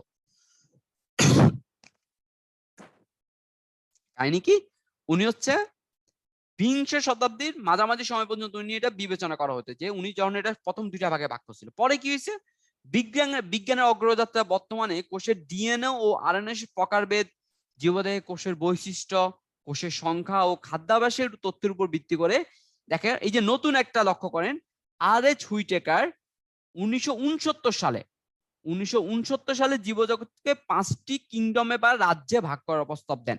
তাহলে আমাদের যে জীবজগৎকে এটাকে 5টা কিংডমে কে ভাগ করছে, এটা হচ্ছে আর.এইচ. হুইটেকার করছে 1969 সালে। পরবর্তীতে মার্গুলিস 1974 সালে আর.এইচ. হুইটেকারের শ্রেণীবিন্যাসের পরিবর্তিত ও বিস্তারিত রূপ দেন। তাহলে এই যে আর.এইচ. হুইটেকার যেটা আছে ওটাকে আরো পরে বিস্তারিত রূপ কে দিছে, পরবর্তীতে মার্গুলিস 1974 সালে। এই সমস্ত জীবজগতে উনি দুইটা সুপার কিংডমে ভাগ করছে। তাহলে আমরা কি দেখলাম বলেন তো, আমাদের যেটা দেখলাম সেটা হচ্ছে আমাদের ক্যারোলাস লিনিয়াস কি করছে, উনি দুইটা রাজ্যে ভাগ করছে, কেবল উদ্ভিদ আর প্রাণী ছিল। আমাদের জিনিসটা এখানেই থেমেছিল না। পরবর্তীতে আর.এইচ. হুইটেকার নামে একজন জীববিজ্ঞানী, উনি কি করছে, উনি পুরো জীবজগৎটাকে 5টা কিংডমে ভাগ করছে। এটা কে করছে, 5টা কিংডমে ভাগ করছে আর.এইচ. হুইটেকার। এরপরে মার্গুলিস আরেকজন আছে, উনি কি করছে, উনি বলছে না 5টা কিংডম না, উনি এই 5টা কিংডম থেকে 2টা সুপার কিংডম ক্রিয়েট করছে এবং 5টি জগৎকে এই 2টি সুপার কিংডমের আওতাভুক্ত করছে। তার মানে ইনি করছে কিংডম, আর আমাদের মার্গুলিস হচ্ছে 2টা সুপার কিংডমে বিভক্ত করছে। তাহলে এখন আসেন এটাগুলো আমাদের জৈব জগৎটাকে যে আমরা সেডিমেন্টে যে আসছে বর্তমান রূপে আসা পর্যন্ত কিভাবে তাদের বিবর্তন হয়েছে সেই জিনিসটা পাইছি। এখন আমরা যদি এখন আপনাদেরকে একটা পোল কোশ্চেন আমি লঞ্চ করে দিব। পোল কোশ্চেনটা আমার কাছে মনে হয় 100% আপনাদের এখানে পারা উচিত। আমি কোশ্চেনটা লঞ্চ করে দিচ্ছি, লক্ষ্য করেন। পরবর্তী পোল কোশ্চেনটা এটা আপনাদের 100% পারা উচিত। আমি লঞ্চ করে দিলাম, 10 সেকেন্ড সময় দিব, 10 সেকেন্ড সময় দিব, 100% পারা উচিত। আমি সবার থেকে এটাই চাইতেছি। তাও 2-4 জন একটু ভুল করবে।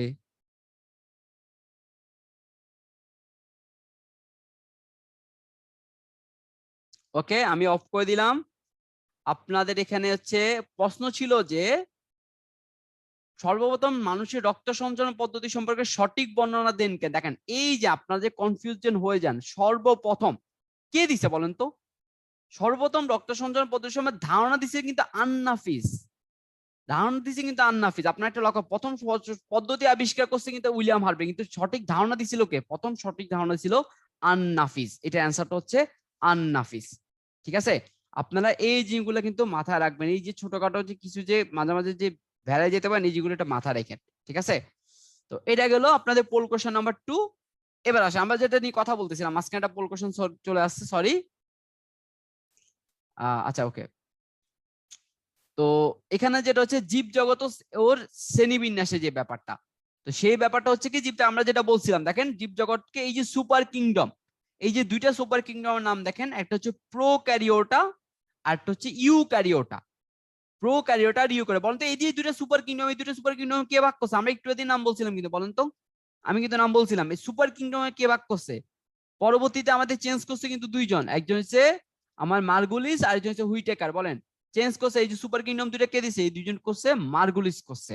উনি 2টা সুপার কিংডমে ভাগ করছে। এই 2টা সুপার কিংডমের আন্ডারে 5টা কিংডম আছে। দেখেন এই যে রাজ্য 1, রাজ্য 2, রাজ্য 3, রাজ্য 4, রাজ্য 5। তো দেখেন 2টা সুপার কিংডমের নাম কি? একটা নাম হচ্ছে প্রোক্যারিওটা আর একটা নাম হচ্ছে ইউক্যারিওটা। আর আমার যে রাজ্যগুলো আছে, রাজ্যগুলোর নাম লক্ষ্য করি, একটা হচ্ছে মনেরা, 2 নাম্বার রাজ্য হচ্ছে প্রোটিস্টা, 3 নাম্বার হচ্ছে ফানজাই। ফানজাই নামটা আমরা শোনার কথা, বলেন তো ফানজাই নাম শুনলে আপনার মাথায় কি আসে? এই নামটা আমার কাছে মনে হচ্ছে আমরা শুনছি। এই চ্যাট বক্সে বলেন তো ফানজাই নাম শুনলে আপনার কাছে কি মাথায় আসে? হ্যাঁ, ছত্রাক, গুড, ফাঙ্গাস বা ছত্রাক মাথায় আসে। প্ল্যান্টি আর এটা হচ্ছে অ্যানিমেলিয়া। আমাদের রাজ্য নাম্বার 5 হচ্ছে অ্যানিমেলিয়া। তো এই যে 2টা সুপার কিংডম আর 5টা যে কিংডম আছে, এইগুলাকে নিয়ে আমরা এখন এগুলা নিয়ে আমরা পড়াশোনা করব। তাহলে আসেন আমরা মোটামুটি একটা ধারণা পাইলাম জীব জগৎ সম্পর্কে, তাদের ক্লাসিফিকেশন সম্পর্কে। এবার আমরা ধারণায় যাচ্ছি।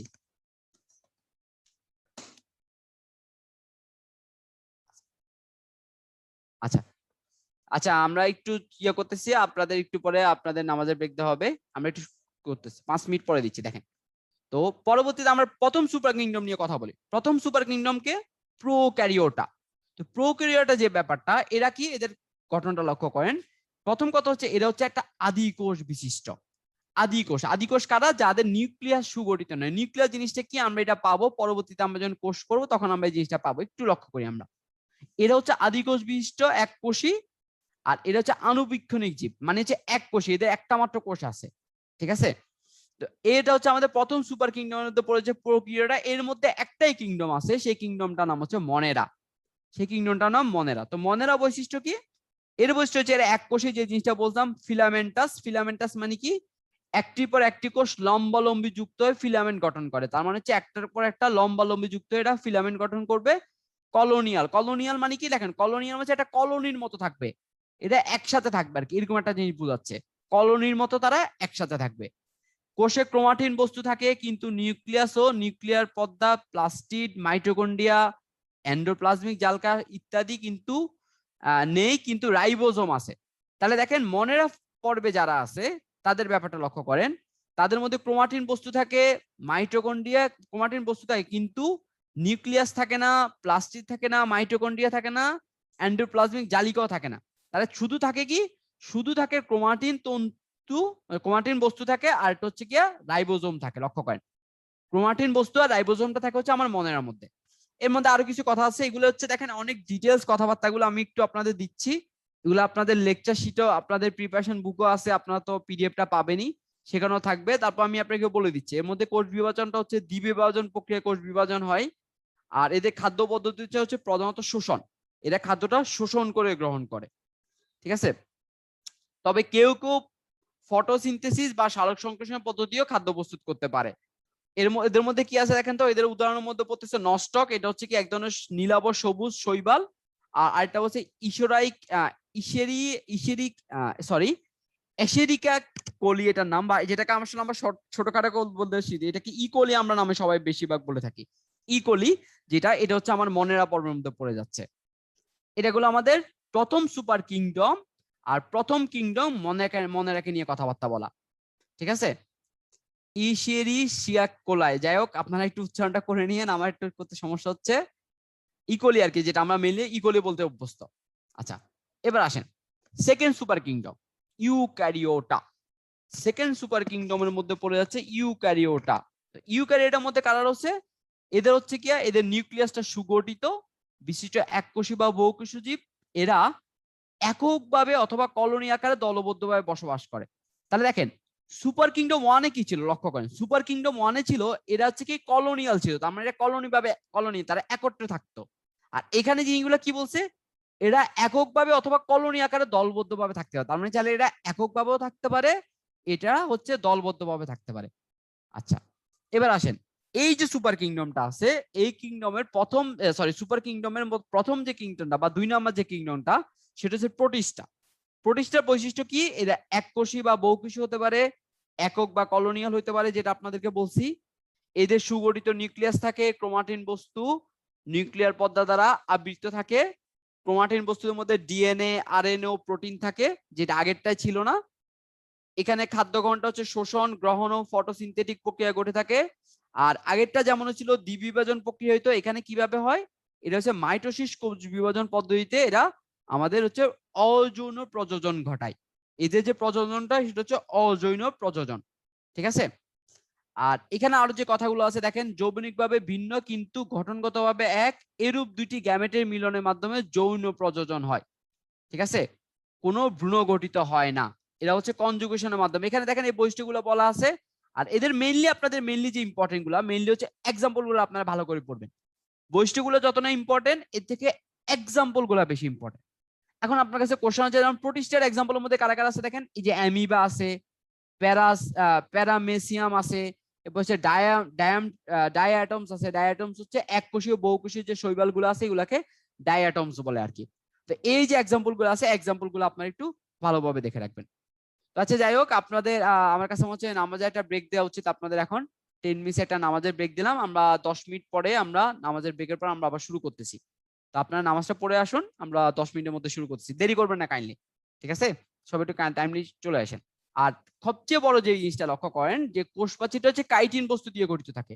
কোষপ্রাচীরটা কাইটিন নামক একটা বস্তু দিয়ে সেটা গঠিত থাকে কোষপ্রাচীরটা।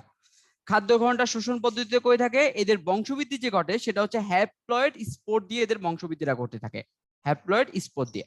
তা আপনাদের যেটা মেইনলি আবারও বলতেছি, আমাদের যেটা মেইনলি আমাদের ফোকাস থাকবে, সে আমাদের যাতে এক্সাম্পল গুলো আমাদের ভুল না হয়। দেখুন এখানে ইস্ট হচ্ছে এদের উদাহরণের মধ্যে পড়তেছে, ফাঞ্জের মধ্যে আপনি ইস্ট আছে, পেনিসিলিয়াম আছে, মাশরুম বা অ্যাগারিকাস আছে। তো এই যে ইয়াগুলো আছে, এক্সাম্পল গুলো আছে, এই এক্সাম্পল গুলো আপনাদের মাথায় রাখতে হবে, এগুলো যাতে কোনোভাবে মাথা থেকে না ছোটে। দেখেন আমি আবারও বলছি, বৈশিষ্ট্য মাথা থেকে ছুটতে পারে, এগুলো যাতে মাথা থেকে না ছোটে, ঠিক আছে। আচ্ছা, এবার আসেন পরবর্তীতে আসতেছি। পরবর্তীতে যেটা কিংডম 4 যেটা প্ল্যান্টি, সেটা যেটা আছে সেখানের মধ্যে এর মধ্যে কি হচ্ছে, এটা হচ্ছে সপুষ্পক। আমাদের এখন যে আমরা যে কিংডমে প্রবেশ করছি, এটা হচ্ছে সপুষ্পক। এদের হচ্ছে আর্কিগোনিয়েট অথবা আর্কিগোনিয়াম বা স্ত্রীজনন অঙ্গবিষ্ট উদ্ভিদ। এদের হচ্ছে আর্কিগোনিয়াম বা স্ত্রীজনন অঙ্গবিষ্ট উদ্ভিদ হচ্ছে এরা। এরা প্রথমত স্থলজ হয়ে থাকে, তবে অসংখ্য জলজ প্রজাতির মধ্যে আছে। এরা মেইনলি স্থলজ হইলেও এর মধ্যে প্রচুর পরিমাণে প্রজাতি আছে যারা হচ্ছে জলজ অবস্থান করে বা জলে অবস্থান করে। এদের বৈশিষ্ট্যগুলো যেরকম এখানে আপনাদের লিস্ট করে বলা আছে, প্রকৃত নিউক্লিয়াস যুক্ত সালেক সংশ্লেষণকারী উদ্ভিদ, তার মানে এরা নিজের খাদ্য নিজেরা প্রস্তুত করে। এদের দেহে উন্নত টিস্যুতন্ত্র বিদ্যমান। এদের ভ্রূণগঠিত সৃষ্টি হয় এবং তা ডিপ্লয়েড পর্যায়ে পর্যায়ে শুরু হয়। ডিপ্লয়েড হচ্ছে একটা পর্যায়, আমরা যখন কোষ বিভাজনটা শুরু করবেন তখন দেখবেন ডিপ্লয়েড একটা পর্যায়ের মধ্যে পড়ে যায়, সেখানে এটা বলা আছে। এদের অ্যানাইসোগ্যামাস অর্থাৎ আকার, আকৃতি অথবা শরীরবৃত্তীয় পার্থক্য বিশিষ্ট ভিন্নধর্মী দুইটি গ্যামেটের মিলনের মাধ্যমে যৌনযোজন সম্পন্ন হয়। অ্যানাইসোগ্যামাস অর্থাৎ হচ্ছে এটা দুটি ভিন্নধর্মী দুটি গ্যামেটের মধ্যে এদের যৌনযোজন সম্পন্ন হয়। আর উদাহরণগুলোর মধ্যে পড়তেছে শৈবাল, পড়তেছে বহুকোষী শৈবাল আছে, মস আছে, ফার্ন আছে, সাইকাস আছে, ধান, আম গাছ, মেহগনি ইত্যাদি যে উদ্ভিদগুলো আছে এগুলোর মধ্যে প্ল্যান্টের মধ্যে পড়ে যাচ্ছে, আমাদের উদ্ভিদের প্ল্যান্টের মধ্যে পড়ে যাচ্ছে এগুলা।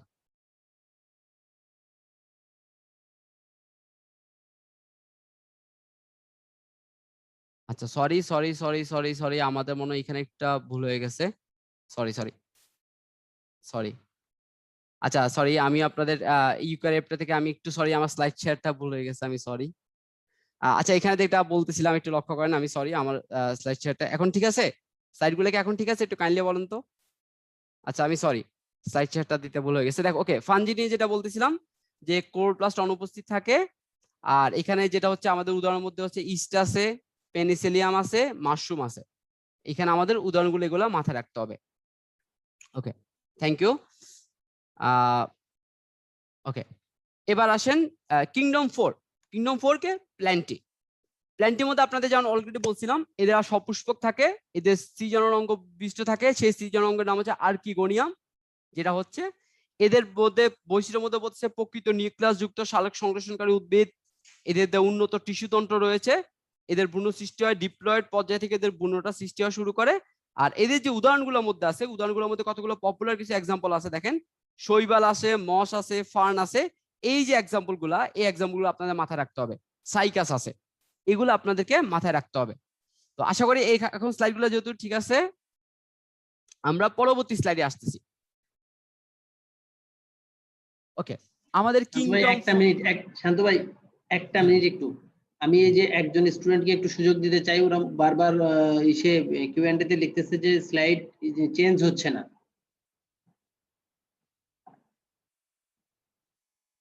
হুসাইন ভাই আপনি একটু কাইন্ডলি আনমিউট করে বলবেন যে আপনার স্লাইড দেখতে পাচ্ছেন কিনা।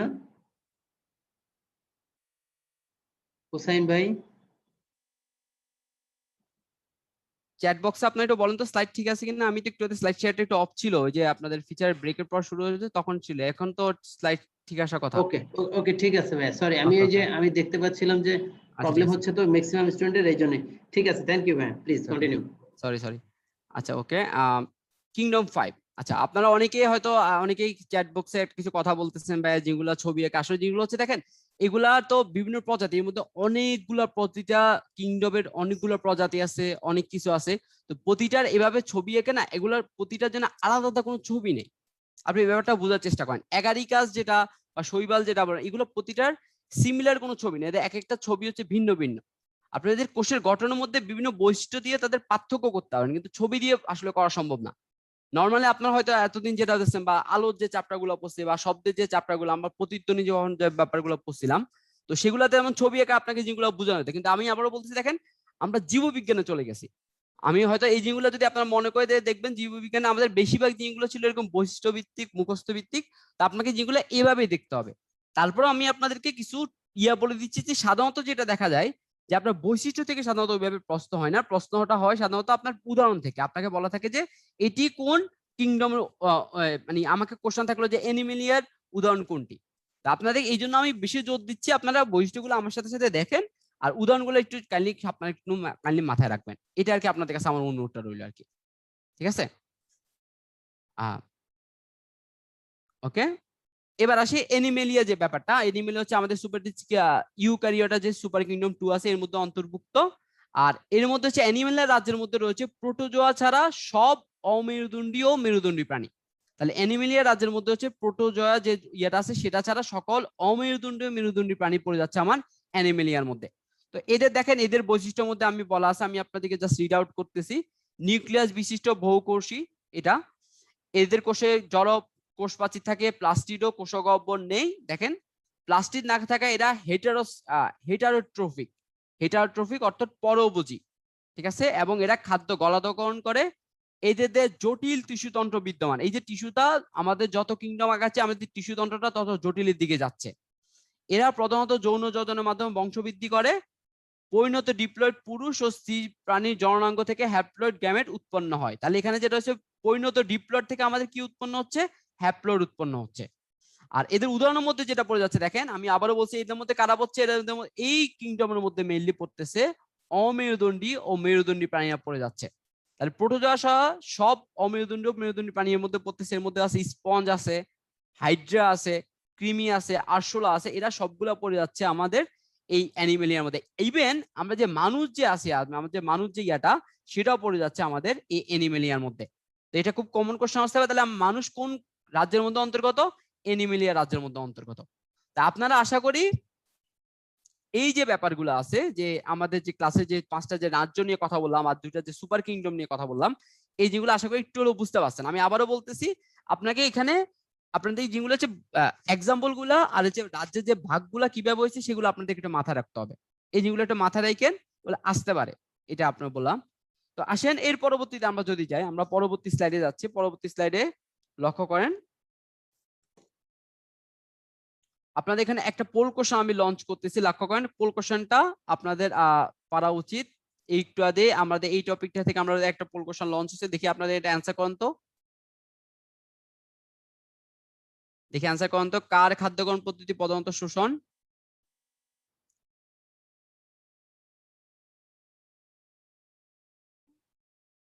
ওকে, আমি আর কোশ্চেনটা বন্ধ করে দিলাম পোলটা। ওকে, আপনাদের বেশিরভাগই 50% কারেক্ট অ্যান্সার দিবেন। শোষণ হচ্ছে এখানে যে ব্যাপারটা, এখানে যে এটা হচ্ছে নীলাভ সবুজ শৈবাল, এটা হচ্ছে খাদ্য পদ্ধতিটা হচ্ছে শোষণ।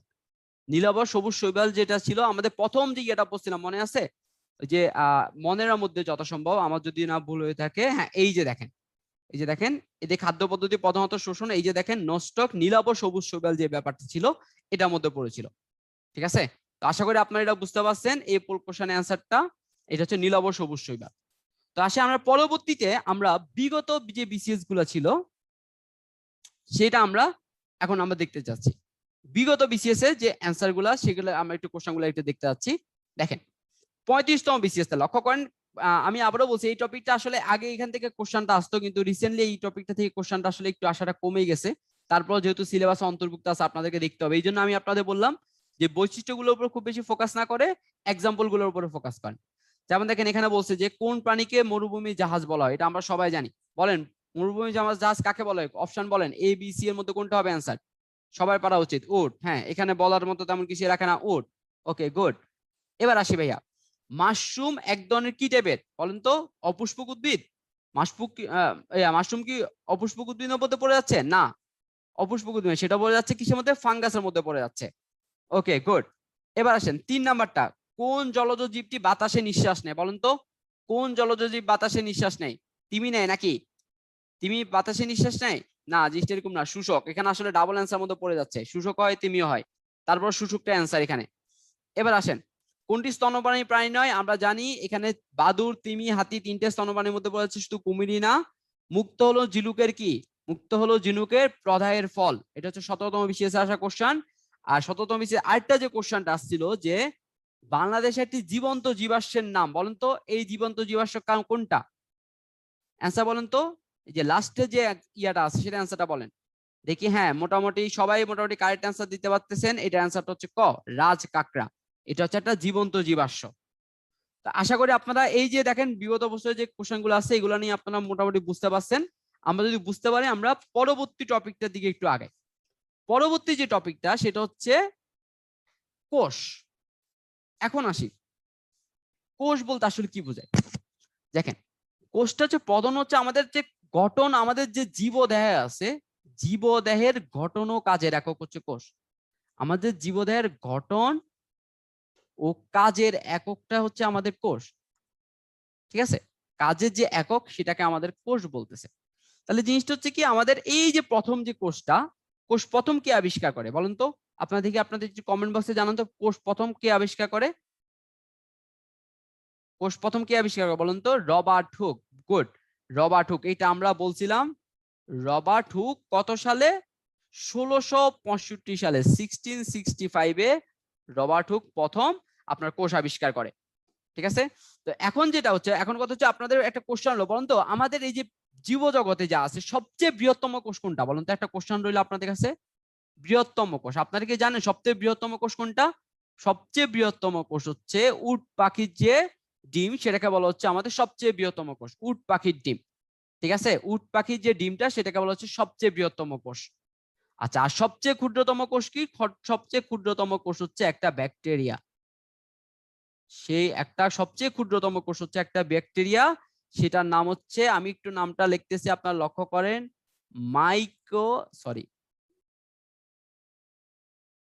মাইকোপ্লাজমা। হ্যাঁ, বানানটা হবে মাইকোপ্লাজমা গ্যালিসেপ্টিকাম, মাইকোপ্লাজমা গ্যালিসেপ্টিকাম। আমি একটু লিখে দিচ্ছি, লক্ষ্য করেন,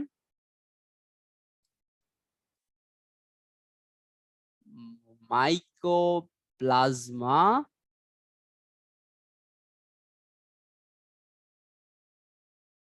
গ্যালিসেপ্টিকাম। আপনি একটু নামটা কাইন্ডলি লিখে রাখেন, মাইকোপ্লাজমা গ্যালিসেপ্টিকাম। এটা হচ্ছে আমাদের সবচেয়ে ক্ষুদ্রতম কোষ, এটা হচ্ছে একটা ব্যাকটেরিয়া, এটা হচ্ছে একটা ব্যাকটেরিয়া। ঠিক আছে, তো এই জিনিসটা আপনারা একটু মাথায় রাখবেন। এখন হচ্ছে নিউক্লিয়াসের গঠন অনুযায়ী আপনাদের যে কোষটা আছে, কোষটাকে মেনলি হচ্ছে দুইটা ভাগে ভাগ করা হচ্ছে। নিউক্লিয়াসের গঠন অনুযায়ী আমাদের মেনলি কোষটাকে দুইটা ভাগে ভাগ করা, একটা হচ্ছে আদি কোষ, একটা হচ্ছে আদি কোষ, আর একটা হচ্ছে প্রকৃত কোষ। আদি কোষ আর এটা হচ্ছে প্রকৃত। এখন হচ্ছে আদি কোষটা কি? আদি কোষটা হচ্ছে যেখানে নিউক্লিয়াস থাকে না। আপনার আদি কোষের মেইন ব্যাপারটা হচ্ছে কি ভাইয়া, এখানে কোনো নিউক্লিয়াস থাকবে না, আপনার কোনো নিউক্লিয়াসের কোনো অবস্থান থাকে না। এদের কোষগুলোর সাথে খুব নর্মাল টাইপের হয়। নর্মাল টাইপের বলতে কি, এখানে মনে করেন আপনার যে আমাদের নর্মালি আদি কোষে যেটা হচ্ছে, যেমন আমরা কি মাইটোকন্ড্রিয়ার কথা বলছি না, মাইটোকন্ড্রিয়া, মাইটোকন্ড্রিয়া অর্পর মনে করেন যে প্লাস্টিড, এই যে প্লাস্টিড, এই যে অঙ্গাণুগুলো আছে, প্লাস্টিড আছে, এরপরে এই যে অঙ্গাণুগুলো, এগুলো হচ্ছে আপনার আদি কোষে থাকে না। এই যে জিনিসগুলা, এগুলো হচ্ছে আমার আদি কোষে থাকে না। আর এরপরে আর আদি কোষের মধ্যে যদি এখন আমি আপনাকে যদি উদাহরণের মধ্যে বলতেন, তাহলে আদি কোষ উদাহরণের মধ্যে কাকে বলা যায়? যেমন হচ্ছে ব্যাকটেরিয়াকে আদি কোষ উদাহরণের মধ্যে আমরা ফেলতে পারি। ব্যাকটেরিয়ার যে কোষগুলো আছে এগুলাকে আমরা আদি কোষ উদাহরণের মধ্যে আমরা ফেলতে পারি। ওকে, এবার আসেন, এখন হচ্ছে প্রকৃত যে কোষটা আছে, প্রকৃত কোষ কি? তাহলে আমরা বুঝতে পারতেছি যেখানে আমাদের আদি কোষে যে মোটামুটি মানে যে অপোজিট যে ব্যাপারগুলো সেগুলোকে আমরা ফেলতে পারবো। তার মানে কি প্রকৃত কোষে কি? প্রকৃত কোষে সুসংগঠিত, এখানে নিউক্লিয়াসটা সুসংগঠিত থাকে। এরপর হচ্ছে এর মধ্যে ধরেন এই যে আমরা যেটা বললাম যে মাইটোকন্ড্রিয়া, প্লাস্টিড, এই অথবা হচ্ছে আপনার এন্ডোপ্লাজমিক যে রেটিকুলাম যে অঙ্গাণুগুলো আছে, এগুলো আমার এখানে সুগঠিত থাকে। তাহলে আদি কোষের সাথে এখানে তফাৎটা কি আমরা লক্ষ্য করি ভাইয়া? আদি কোষের যে ব্যাপারটা হচ্ছে, এখানে নিউক্লিয়াস থাকে না, মাইটোকন্ড্রিয়া থাকে না, প্লাস্টিড থাকে না। আর প্রকৃত কোষের ক্ষেত্রে আমরা বলতে পারি যে এই জিনিসগুলো থাকে। এর মধ্যে কিছু এক্সাম্পল দেওয়া যায়, হচ্ছে অ্যামিবার কথাটা বলতে পারি। অ্যামিবাটা আমাদের প্রকৃত কোষের মধ্যে পড়ে, শৈবালও আমার প্রকৃত কোষের মধ্যে পড়ে, এরকম আরো অনেকগুলো আছে। গাছপালা, মানুষ, সবগুলো আমার প্রকৃত কোষের মধ্যে পড়ে যাচ্ছে। তো এটাগুলো আমার প্রকৃত কোষ আর আদি কোষের মধ্যে যে তফাৎটা আমরা সেটা নিয়ে কথা বললাম। এখন আসেন তো, আমরা যদি উদ্ভিদ কোষের, আমরা এখানে দেখেন, এই যে আমরা এখানে একটা ছবি আকারে দেয়া দিল, দেখেন এই যে আদি কোষে একটা ছবি দেওয়া হয়েছে, ব্যাকটেরিয়া কথা বলা আছে, আমি যেটা বলছিলাম। দেখেন এই যে দেখেন এখানে রাইবোজোম আছে, লক্ষ্য করেন। ব্যাকটেরিয়া কোষে কি থাকে দেখেন, আমার আদি কোষের মধ্যে কিন্তু রাইবোজোম আছে, এখানে সাইটোপ্লাজম আছে, নিউক্লিয়েড আছে, দেখেন কোষ ঝিল্লি আছে, কোষ প্রাচীর আছে, ক্যাপসুল, এখানে যেগুলার প্রতিটা অঙ্গাণুগুলাকে আপনাকে একদম ডিফাইন করে দেওয়া আছে। এই যে দেখেন লেজের মতো যে জিনিসটা বেরিয়েছে, এটার নাম হচ্ছে কি? এটার নাম হচ্ছে ফ্লাজেলা, এটার নাম হচ্ছে ফ্লাজেলা। লক্ষ্য করেন প্রতিটা কোন কোন জিনিসগুলো উপস্থিত আছে, সেই জিনিসগুলো খুব ভালো করে লক্ষ্য করেন। রাইবোজোম উপস্থিত, সাইটোপ্লাজম উপস্থিত, কোষ ঝিল্লি উপস্থিত। ঠিক আছে, এটা গেল আমাদের আদি কোষের একটা ইয়া। আর এখন দেখেন এখানে আমাদের যে জিনিসটা আছে, এখানে হচ্ছে আপনাদেরকে একটা উদ্ভিদ কোষের ছবি দেখানো হয়েছে। উদ্ভিদ কোষের ছবি দেখেন, এই উদ্ভিদ কোষের ছবির মধ্যে প্রথমে লক্ষ্য করেন কোষ কি আছে। দেখেন এই যে ভিতরে একটা কি আছে, কোষ গহ্বর আছে। তাহলে প্রথমে আমরা যেটা লক্ষ্য করতেছি, একটা উদ্ভিদ কোষেও কি থাকবে? কোষ গহ্বর থাকবে, আর কোষ প্রাচীর আছে। এরপরে দেখেন এখানে প্রতিটা অঙ্গাণু মোটামুটি আপনাকে বলা আছে, এখানে যে অঙ্গাণুগুলো কথা আছে মোটামুটি সবগুলো বলা আছে। দেখেন প্লাজমা মেমব্রেন কোথায় সেটা আপনাকে আইডেন্টিফাই করা আছে। নিউক্লিয়াসে দেখেন, নিউক্লিয়াসের মধ্যে কি আছে লক্ষ্য করেন। নিউক্লিয়াসের পরে আমরা আরেকটা বড় ছবি দেখবো, এখানে লক্ষ্য করি কি বলছে। দেখেন এই যে ভিতরে যে গোল যে একটা ইয়া, সেটাকে কি বলা হচ্ছে? নিউক্লিয়াসের অভ্যন্তরে যে গোল যে ঘনাকার যে অংশটা, এটা একটা নাম আছে, সেটাকে হচ্ছে নিউক্লিওলাস, সেটার নাম হচ্ছে নিউক্লিওলাস। এর কোষ প্রাচীরের মধ্যে দেখেন কিছু ছিদ্র থাকে, এগুলো আমাকে বলা হচ্ছে নিউক্লিয়ার রন্ধ্র বলা হয়। কোষের আবরণী আছে, এর মধ্যে তন্তু আকৃতির যে বস্তুগুলো আছে এগুলোকে বলা হচ্ছে ক্রোমাটিন তন্তু। আর এর ভিতরে যে জলাকার যেরকম তরলাকার যে পদার্থগুলো এগুলোকে বলা হচ্ছে নিউক্লিওপ্লাজম বলা হচ্ছে। আরো আছে দেখেন গোলজি বস্তু আছে, গোলজি বস্তু আছে, এরপর হচ্ছে মাইটোকন্ড্রিয়া আছে, ক্লোরোপ্লাস্ট আছে। ক্লোরোপ্লাস্টে কি হয় আমরা জানি, খাদ্য প্রস্তুত হয় এখানে। এই যে ব্যাপারটা দেখেন, আপনার কোষের কোন একটা উদ্ভিদ কোষে কি কি প্রধান অঙ্গাণুগুলো থাকতে পারে সেগুলো আপনাদের এখানে ছবিতে সুন্দর করে বলা আছে। তাহলে এটা হলো একটা উদ্ভিদ কোষের ঘটনা। তাহলে এখন দেখেন আমরা যদি একটা পাশাপাশি দেখেন যদি আমরা প্রাণী কোষও দেখি তাহলে আমাদের জিনিসটাকে বুঝতে সুবিধা হবে, দুইটার মধ্যে তফাৎ করাটা সুবিধা হবে। তাহলে আসলে আমরা প্রাণী কোষের মধ্যে যাই। দেখেন এই যে একটা প্রাণী কোষের দিকে দেখেন, এই যে প্রাণী কোষ, এখানে দেখেন প্রথমত আপনি কি দেখতেছেন, আগেরটার মধ্যে একটা গহব্বর ছিল, রাইট? তাহলে এখানে আমরা কি দেখতেছি, এখানে কোনো গহব্বর দেখতেছি না। তাহলে প্রথম আপনার মাথায় যেটা আসবে যে এখানে একটা গহব্বর থাকে না। এরপর দেখেন ওখানে আমরা প্লাস্টিক দেখছিলাম, তাই না? প্লাস্টিক ছিল, মাইটোকন্ড্রিয়া ছিল, এখানে ছিল। দেখেন এগুলা যে ব্যাপারটা, এখানে আমাদের প্রাণী কোষে কোনো প্লাস্টিক নামে কোনো বস্তু থাকে না, এখানে কোনো প্লাস্টিক নামে কোনো বস্তু থাকে না। এখন দেখেন এখানে যে আরেকটা যে তফাৎটা সেটা হচ্ছে আমাদের উদ্ভিদ কোষে যে কোষ প্রাচীরটা আছে সেটা হচ্ছে এখানে যে একটা কোষ প্রাচীর আছে, দেখেন এই উদ্ভিদ কোষের কোষ প্রাচীরটা হচ্ছে সেলুলোজ নির্মিত। এটা হচ্ছে কি নির্মিত? সেলুলোজ নির্মিত। তো এরা মাঝে মাঝে এমসিকিউ তে কোশ্চেন আসতে পারে যে উদ্ভিদের কোষ প্রাচীর কি দিয়ে নির্মিত হয়, সেটা হচ্ছে সেলুলোজ নির্মিত কোষ প্রাচীর দিয়ে গঠিত হয়। আর প্রাণী কোষে যেটা, প্রাণী কোষে হচ্ছে কোনো কোষ প্রাচীর থাকে না। ঠিক আছে? তো এখন আসেন, এইটা যদি আমরা মোটামুটি ছবিগুলো দিয়ে যদি কিছু আন্দাজ করতে পারি তাহলে সেখান থেকে আমরা মোটামুটি এই দুইটার মধ্যে একটা পার্থক্য আমরা এখন তৈরি করতে পারবো। কিভাবে? লক্ষ্য করেন, মনে করেন আমি দুইটা সাইড করলাম, ঠিক আছে, দুইটা পাশ করলাম। পাশের মধ্যে মনে করেন আমি একটা সাইডে রাখবো উদ্ভিদ কোষকে, একটা সাইডে রাখবো আমি প্রাণী কোষকে। এখন মনে করেন এইখানে উদ্ভিদ কোষকে রাখলাম আর এখানে রাখলাম আমি প্রাণী কোষকে। তাহলে আসেন আমরা এখানে মুখে মুখে মোটামুটি কতগুলা পার্থক্য কথা সৃষ্টি করি। প্রথমে আসেন তো একটা পার্থক্যের কথা বলেন। প্রথমে আমরা কি বলতে পারবো? প্রথমে আমি বলতে পারবো যে এখানে কোষ গহ্বরের কথা বলতে পারবো, তাই না? গহ্বর। তাহলে এখানে হচ্ছে কি গহ্বর, উদ্ভিদ কোষে গহ্বর থাকে আর প্রাণী কোষে হচ্ছে গহ্বরটা থাকে না। ঠিক আছে? গহ্বর থাকে,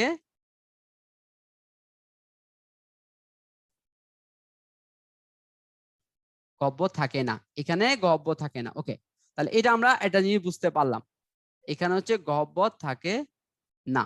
ওকে, 2 নাম্বার একটা এক্সাম্পল বলেন তো, আরেকটা কি নিয়ে কথা বলতে পারি আমরা? এখানে আপনাদের আরেকটা জিনিস বলে যে যেখানে আমরা কিছু কথা বলতে যাবো হচ্ছে যে কোষ প্রাচীরের যে ব্যাপারটা, এখানে যে দেখেন এখানে কি থাকে, এখানে হচ্ছে সেলুলোজ নির্মিত কোষ প্রাচীর থাকে। এখানে আমার উদ্ভিদ কোষ হচ্ছে সেলুলোজ নির্মিত আমাদের কোষ প্রাচীর থাকে। আর প্রাণী কোষে যে ব্যাপারটা, প্রাণী কোষে কোনো কোষ প্রাচীর থাকে না, সেখানে সেলুলোজ নির্মিত নাকি কি সেটাই আমার কোনো ব্যাপার না। তাহলে আমাদের প্রাণী কোষের ব্যাপারটা, প্রাণী কোষের কোষ প্রাচীর থাকে না।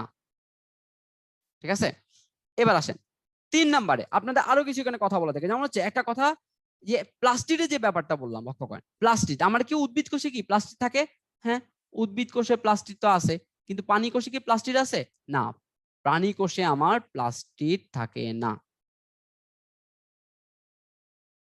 ওকে, এটা গেল 3 নাম্বারটা।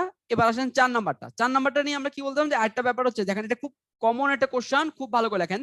উদ্ভিদ কোষে যে সঞ্চিত খাদ্য আছে, উদ্ভিদ যে খাদ্যটা যে সঞ্চিত করে, সঞ্চিত খাদ্য, উদ্ভিদে যে সঞ্চিত খাদ্যটা সেটা হচ্ছে স্টার্চ।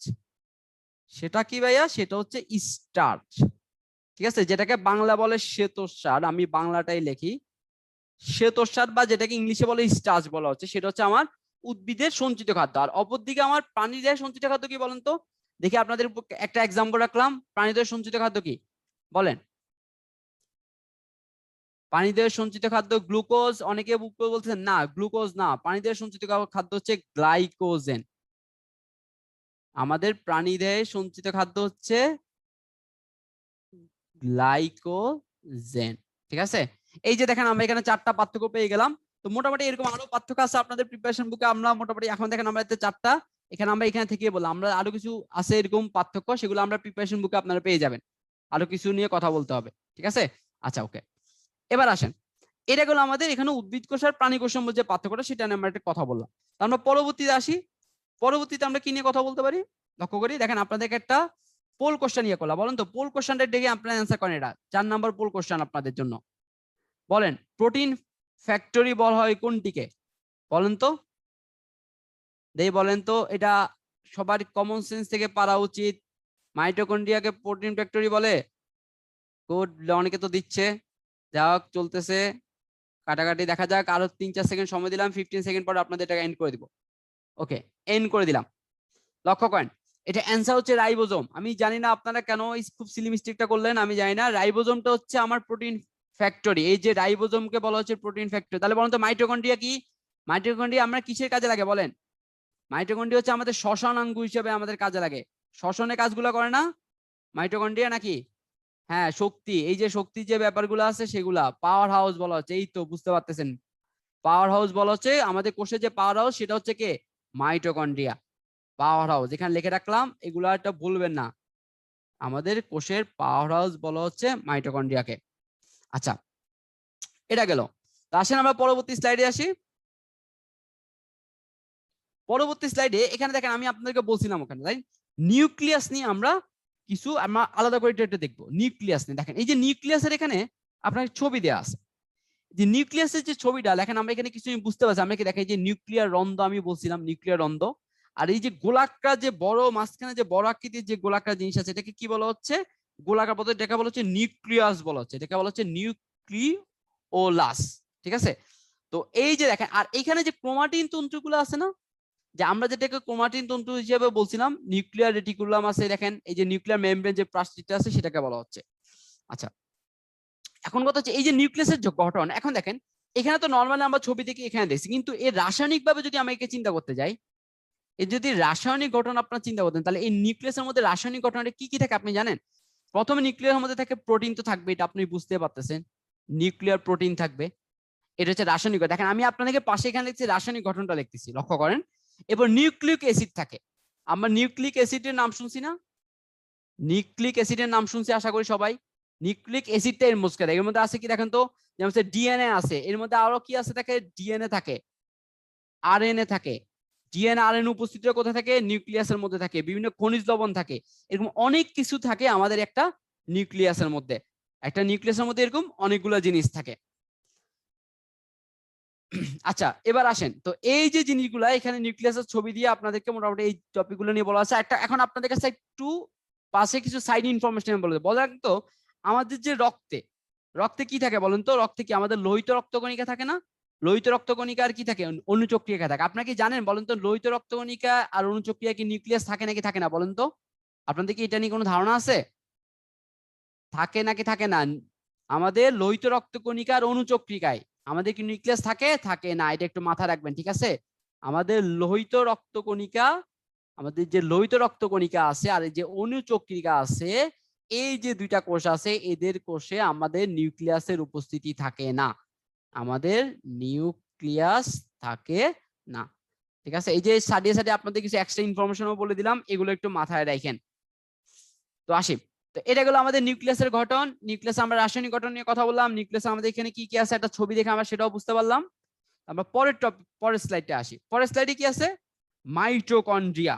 মাইটোকন্ড্রিয়া তো বললাম আপনাদের, মাইটোকন্ড্রিয়া এখানে বলা আছে। দেখেন মাইটোকন্ড্রিয়া কি আছে এখানে। মাইটোকন্ড্রিয়ার ভিতরে শেপটা লক্ষ্য করেন, এই যে এরকম মানে কি বলবো পেঁচানো একটা শেপের মতো আছে।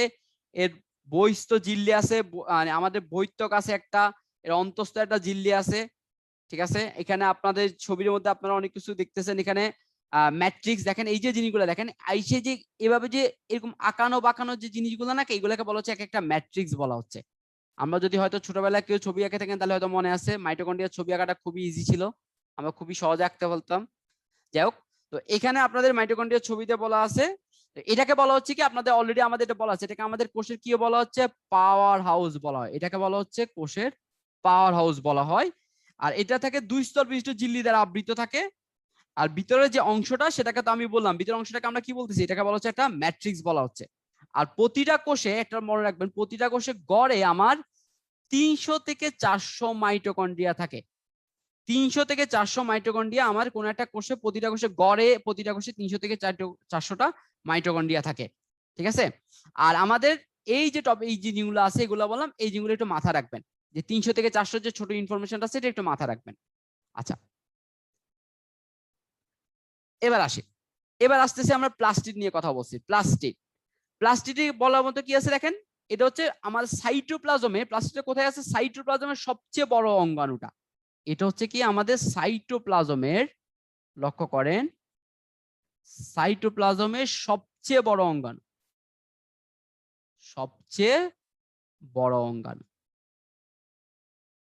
ওকে, তাহলে সাইটোপ্লাজম এখানে আমরা ছবির মধ্যে কি কি দেখতে পাচ্ছি দেখেন তো, বহিস্তর, অন্তঃস্তর, এখানে গ্রাম বলতেছে এগুলাকে। আর এখানে এখন আমরা যদি এরকম বলতে যাই, এখন প্লাস্টিকটাকে মূলত দেখেন, প্লাস্টিকটাকে মূলত তিনটা ভাগে ভাগ করা হয়েছে। আমাদের প্লাস্টিকটা কি, প্লাস্টিকটা হচ্ছে আপনার এখানে হচ্ছে উদ্ভিদ কোষে শুধুমাত্র পাওয়া যায়, কোষে প্লাস্টিকের দেখা মিলে, কিন্তু ব্যাকটেরিয়া, ছত্রাক, প্রাণী কোষ ইত্যাদিতে প্লাস্টিক থাকে না। এটা শুধুমাত্র কোথায় পাওয়া যায়? শুধুমাত্র উদ্ভিদ কোষে পাওয়া যায়।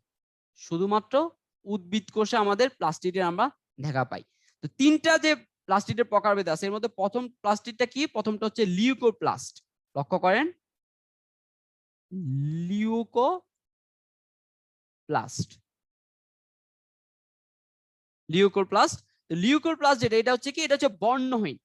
এটা কোন অংশটা? এই অংশ হচ্ছে কোনো কালার থাকে না, এটা হচ্ছে বর্ণহীন অংশটা, প্লাস্টিকের বর্ণহীন অংশ। তার মানে বলুন তো, আমাদের কোন একটা উদ্ভিদের যেহেতু নিয়ে কথা বলতেছি, উদ্ভিদের বর্ণহীন অংশটা কোথায় হইতে পারে বলেন তো? উদ্ভিদের কোন অংশটা আপনার কাছে মনে হচ্ছে বর্ণহীন থাকে, যেখানে আমার কাছে মনে হচ্ছে লিউকোপ্লাস্ট থাকতে পারে? একটু বলেন তো, গেস করে কোথায় হইতে পারে? মূলে। গুড, ভেরি গুড, আপনারা বুঝতে পারছেন, মূলে। মানে আমাদের যে উদ্ভিদের যে মূল, মূলের মধ্যে কি বলেন তো, এটা কি কালার না বা বর্ণহীন মনে হয় না আমার কাছে, কালারলেস? তাহলে আমরা বুঝতে পারতেছি যে এটা হচ্ছে কোথায় থাকে, মেনলি উদ্ভিদের মূলে থাকে লিউকোপ্লাস্ট। ঠিক আছে, আচ্ছা এবার আসেন এরপর 2 নম্বর টপিক, 2 নম্বর প্রকারভেদে কি আছে? ক্রোমোপ্লাস্ট। ক্রোমোপ্লাস্ট, তাহলে ক্রোমোপ্লাস্টের মধ্যে আমরা কি বলতে পারি বলুন তো? ক্রোমোপ্লাস্টের মধ্যে পড়তেছি কি? এখানে পড়তেছে শুধুমাত্র সবুজ ব্যতীত, শুধুমাত্র সবুজ ব্যতীত যে অন্য যে রংগুলো আছে, সবুজ ব্যতীত অন্যান্য রঙের যে প্লাস্টিক আছে সেগুলোকে বলা হচ্ছে ক্রোমোপ্লাস্ট বলা হচ্ছে। দেখেন, সবুজ ব্যতীত, সবুজ ছাড়া। তার মানে কি, আমাদের এই যে আমরা যে জবা ফুল দেখি, যে লাল দেখি, মানে ফুলের যে পাপড়ি অথবা পাকা ফল হলে কি হয়ে যায়? হলুদ হয়ে যায়। এই টাইপের যেগুলা, এগুলোর জন্য মেইনলি কে দায়ী বলেন তো? এগুলোর জন্য হচ্ছে ক্রোমোপ্লাস্ট দায়ী। ঠিক আছে, তাহলে এই যে ব্যাপারটা, এটা হচ্ছে ক্রোমোপ্লাস্ট। আচ্ছা, তাহলে 3 নাম্বারটা কি বলেন তো? 3 নাম্বার প্রকারভেদ তাহলে আমার যেটা বাকি আছে সেটা কোনটা? 3 নাম্বারটার নাম কি বলেন? তাহলে 3 নাম্বার যেটা আছে সেটার নাম হচ্ছে ক্লোরোপ্লাস্ট, যেটা হচ্ছে আমাদের মেইন আলোচনার ভিত্তি, ক্লোরোপ্লাস্ট। তাহলে বলেন তো ক্লোরোপ্লাস্ট কি? ক্লোরোপ্লাস্ট হচ্ছে যেখানে শুধুমাত্র সবুজ ও ক্লোরোফিল যুক্ত যে অংশটা, সেটা। তার মানে যেখানে ক্লোরোফিল থাকবে সেটা হচ্ছে আমাদের ক্লোরোপ্লাস্টের মধ্যে পড়ে যাচ্ছে। ঠিক আছে, তার মানে এই বলেন তো, ক্লোরোফিল থাকার বলে কি আমার উদ্ভিদে কি হচ্ছে? উদ্ভিদ হচ্ছে সবুজ হয়, সবুজ হয়। ঠিক আছে, ক্লোরোফিল থাকার জন্য উদ্ভিদে কি হচ্ছে? সবুজ হয়। এমনকি এটাই আমার কি বলেন তো, সালোক সংশ্লেষণ যে প্রক্রিয়াটা আছে, সালোক সংশ্লেষণ যে প্রক্রিয়া আছে সেটা কোথায় হচ্ছে বলেন তো? এই যে উদ্ভিদের এই অংশে সৃষ্টি হয়, সবুজ যে অংশটা আছে সেখানে সৃষ্টি হয়। এখন হচ্ছে যে, এখন এই যে ক্লোরোপ্লাস্ট জিনিসটা কি? তার মানে যে অংশগুলো আমার সবুজ থাকে আমার উদ্ভিদের, সেই অংশগুলোর মধ্যে আমার ক্লোরোপ্লাস্ট থাকে। তাহলে কোন কোন অংশ সবুজ বলেন তো? তার মানে হচ্ছে গাছের যে পাতা আছে সে অংশে আমার কি থাকবে? আমার ক্লোরোপ্লাস্ট থাকবে, গাছের পাতার মধ্যে থাকবে। আর কই থাকবে বলেন তো? কচি যে কাণ্ড থাকে, আমাদের কাণ্ড যখন কচি থাকে তখন সেটা কি থাকে? একটু সবুজাভ থাকে না? সেখানের মধ্যে আমার কি থাকে? ক্লোরোপ্লাস্ট থাকে। তো দেখেন, আমরা এখানে মোটামুটি প্লাস্টিকের কি প্রকারভেদ গুলোকে নিয়ে কথা বলছি। এখানে আপনাদের ক্লোরোপ্লাস্টের একটা গঠনও বলা আছে, ছবির মধ্যে বলা আছে, এর বহিঃস্তর দিয়ে দেওয়া আছে, অন্তঃস্তর দিয়ে দেওয়া আছে, আর এখানে ভিতরে গ্রানাম বলা আছে ছবির মধ্যে। দেখেন কোনটার কি কাজ আপনাদের এখানে বইতে সুন্দর করে, এখানে বইতেও বলা আছে, আপনাদের এখানে আমি প্লাস্টিক প্রকারভেদে বলে দিলাম ব্যাপারগুলো। এখানে কি কারো কোনো কোশ্চেন আছে আপনাদের ক্লোরোপ্লাস্ট নিয়ে? যদি কারো থেকে থাকে তাহলে একটু কাইন্ডলি আপনাদের চ্যাট বক্সে একটু বলেন, আপনার কোনো কোশ্চেন কি থেকে থাকলে এখানে।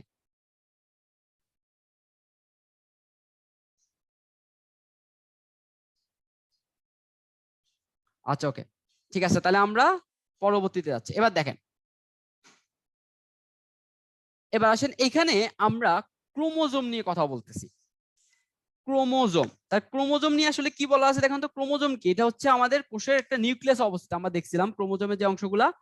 তো এখানে আমাদের প্রথম এই ক্রোমোজোমটা আমাদের মেইনলি প্রথমে আমরা কোথাও, আমরা একটা বংশগতিবিদ্যা যখন আমরা চিন্তা করতে গেছি, বংশগতিবিদ্যার একটা অবিচ্ছেদ্য অংশ হচ্ছে আমাদের এই ক্রোমোজোম ব্যাপারটা। এই ক্রোমোজোম ব্যাপারটা দিয়ে আমাদের বংশগতি জীবটা বা আমাদের বিবর্তনের ব্যাপারগুলো যে আমাদের ইভলিউট হয়েছে বা ইভলিউশন আছে, সেটা হচ্ছে আমাদের এই ক্রোমোজোম উপর ভিত্তি করে হয়েছে। আর প্রথম ক্রোমোজোম কে আবিষ্কার করছে সেটা যদি কোশ্চেন থাকে তাহলে আপনারা একটু ইনফরমেশন লিখে রাখেন যে 1875 সালে স্ট্রাসবুর্গার, আমার ওনার নামটা লিখে রাখতে দেখেন, স্ট্রাসবুর্গার বুর্গার নামে একজন বিজ্ঞানী, স্ট্রাসবুর্গার নামে একজন বিজ্ঞানী 1875 সালে প্রথম ক্রোমোজোম আবিষ্কার করছিল। ঠিক আছে, প্রথম ক্রোমোজোম আবিষ্কার করছিল। আর 1888 সালে একজন বিজ্ঞানী, ওনার নাম হচ্ছে ওয়ালডেয়ার, উনি কি করছে, উনি হচ্ছে এটা নামকরণ করছে। তাহলে লক্ষ্য করেন, একজন করছে আবিষ্কার, একজন করছে নামকরণ। নামকরণ করছে কে? ওয়ালডেয়ার। আর আবিষ্কার করছে স্ট্রাসবুর্গার। তো আমাদের যে ইয়াটা সেটা হচ্ছে আমাদের এই যে শরীরে যে ক্রোমোজোমের সংখ্যাটা কিন্তু ভ্যারি করে। আমাদের যে মানবদের যে ইয়ে আছে, প্রজাতিভেদে ক্রোমোজোমের সংখ্যাটা সাধারণত ভ্যারি করে। সাধারণত আপনার ক্রোমোজোম দেখা গেছে 202টা থেকে 1600টা এরকম রেঞ্জের মধ্যে থাকে। কথাটা বুঝতে পারছি? আমরা প্রতিটা কোষে সাধারণত আমাদের ক্রোমোজোমের সংখ্যাটা 2 থেকে 1600 এরকম একটা রেঞ্জের মধ্যে এটা ভ্যারি করে থাকে। আর ক্রোমোজোমের মধ্যে কি কি থাকে আমরা তো এখানে দেখতে পাচ্ছি। দেখেন এখানে যে এই যে কুঞ্চিত যে অংশটা দেখেন, এটাকে বলা হচ্ছে স্যাটেলাইট। এটাকে বলা হচ্ছে স্যাটেলাইট। মূলত এটা হচ্ছে একটা পূর্ণ ক্রোমোজোম। এটা হচ্ছে একটা পূর্ণ ক্রোমোজোমের মতো পড়তেছে। আমার ডান পাশে যে ছবিটা আছে, এটা একটা পূর্ণ ক্রোমোজোমের ছবি বলতে পারেন আপনারা। এখানে দেখেন, এখানে যে ক্রোমোজোমের যে দুইটা অংশ, এই দুইটা অংশ কি দিয়ে যুক্ত থাকে দেখেন, এই যে দেখেন সেন্ট্রোমিয়ারে তারা যুক্ত থাকে। এই যে কুঞ্চিত যে ছোট যে চিকন অংশ, সেন্ট্রোমিয়ারে তারা যুক্ত থাকে। আর তাদের এখানে যে কুঞ্চনটা আছে, এই কুঞ্চনের নাম হচ্ছে মুখ্য কুঞ্চন। তাহলে দেখেন মাঝখানে যে কুঞ্চনটা, সেটা হচ্ছে মুখ্য কুঞ্চন। তাহলে আমার প্রান্তের দিকে যে কুঞ্চনটা হবে বলেন তো, এই যে প্রান্তে যে কুঞ্চনটা, সেটার নাম হচ্ছে কি? সেটার নাম হচ্ছে গৌণ কুঞ্চন। তাহলে এটা হচ্ছে আমার মুখ্য কুঞ্চন, এটা হচ্ছে আমার গৌণ কুঞ্চন। আর বাইরে অতিরিক্ত যে অংশটা বের হয়ে আছে, সেটার নাম হচ্ছে আমার স্যাটেলাইট। সেটার নাম হচ্ছে স্যাটেলাইট। আচ্ছা, তাহলে দেখেন মুখ্য কুঞ্চনের ডেফিনেশনটা কি? মুখ্য কুঞ্চনের ডেফিনেশনটা আসলে মেইনলি হচ্ছে আপনার এই যে দেখেন সেন্ট্রোমিয়ারের কারণে, এই যে দেখেন সেন্ট্রোমিয়ারটা আছে, এই যে সেন্ট্রোমিয়ারের কারণে যে কুঞ্চনটা হয় সেটাকে বলতেছি আমরা মুখ্য কুঞ্চন। আর সেন্ট্রোমিয়ার ছাড়া যে কুঞ্চনটা হবে সেগুলোকে বলতেছি আমরা গৌণ কুঞ্চন বলতেছি। ঠিক আছে? আচ্ছা, এই যে দেখেন আপনাদের এখানে ছবিগুলো আছে, এখানে পরিণত একটা ক্রোমোজোমের ছবি আছে, একটা অপরিণত অর্ধেক ক্রোমোজোম এখানে ছবিটা দেয়া আছে। আপনারা ছবিটা দিয়ে আশা করি এর মধ্যে কি কি জিনিস অবস্থিত দেখেন। এই যে ক্রোমাটিন তন্তু আছে আপনার এখানে বলা আছে, স্যাটেলাইট জিনিসটা আছে প্রান্তের দিকে, স্যাটেলাইট থেকে সেটাও আছে। তো আপনারা এই জিনিসগুলো ছবি দেখে আশা করি বুঝতে পারবেন অনেক কিছু। আচ্ছা, এটা যদি আমরা বুঝতে পারি ক্রোমোজোম ব্যাপারটাকে, তাহলে দেখেন আমরা পরবর্তী স্লাইডটা একটু লক্ষ্য করি। পরবর্তী স্লাইডে আমাদের ডিএনএ এখানে দেখেন দ্বিচক্র, মানে ডাবল হেক্সিক যে ইয়াটা আছে সেই ছবিটা আছে। বলেন তো এই যে ডাবল হেক্সিক্যাল যে ইয়াটা আছে, এটা কে আবিষ্কার করছে? ডিএনএ যে ডাবল হেক্সিক্যাল যে ব্যাপারটা আছে, এটা কে আবিষ্কার করছে? আপনাদের কি একটু এটা পড়ানো হয়েছিল, আপনাদের আশা করি মনে আছে। কে আবিষ্কার করছে বলেন তো?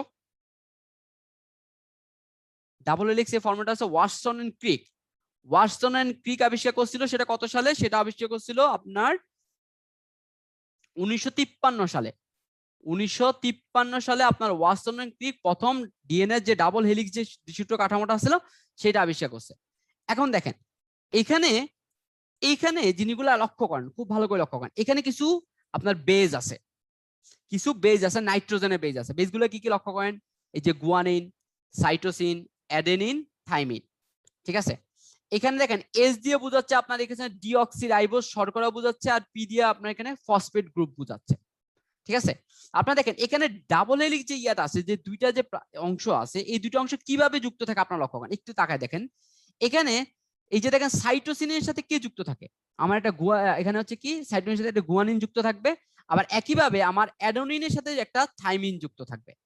অ্যাডেনিনের সাথে একটা থাইমিন যুক্ত থাকবে। এটা হচ্ছে কার গঠন দেখেন, এটা হচ্ছে আমার ডিএনএ। আমার বাম পাশে যেটা আছে এটা হচ্ছে আমার ডিএনএ অণুর গঠন।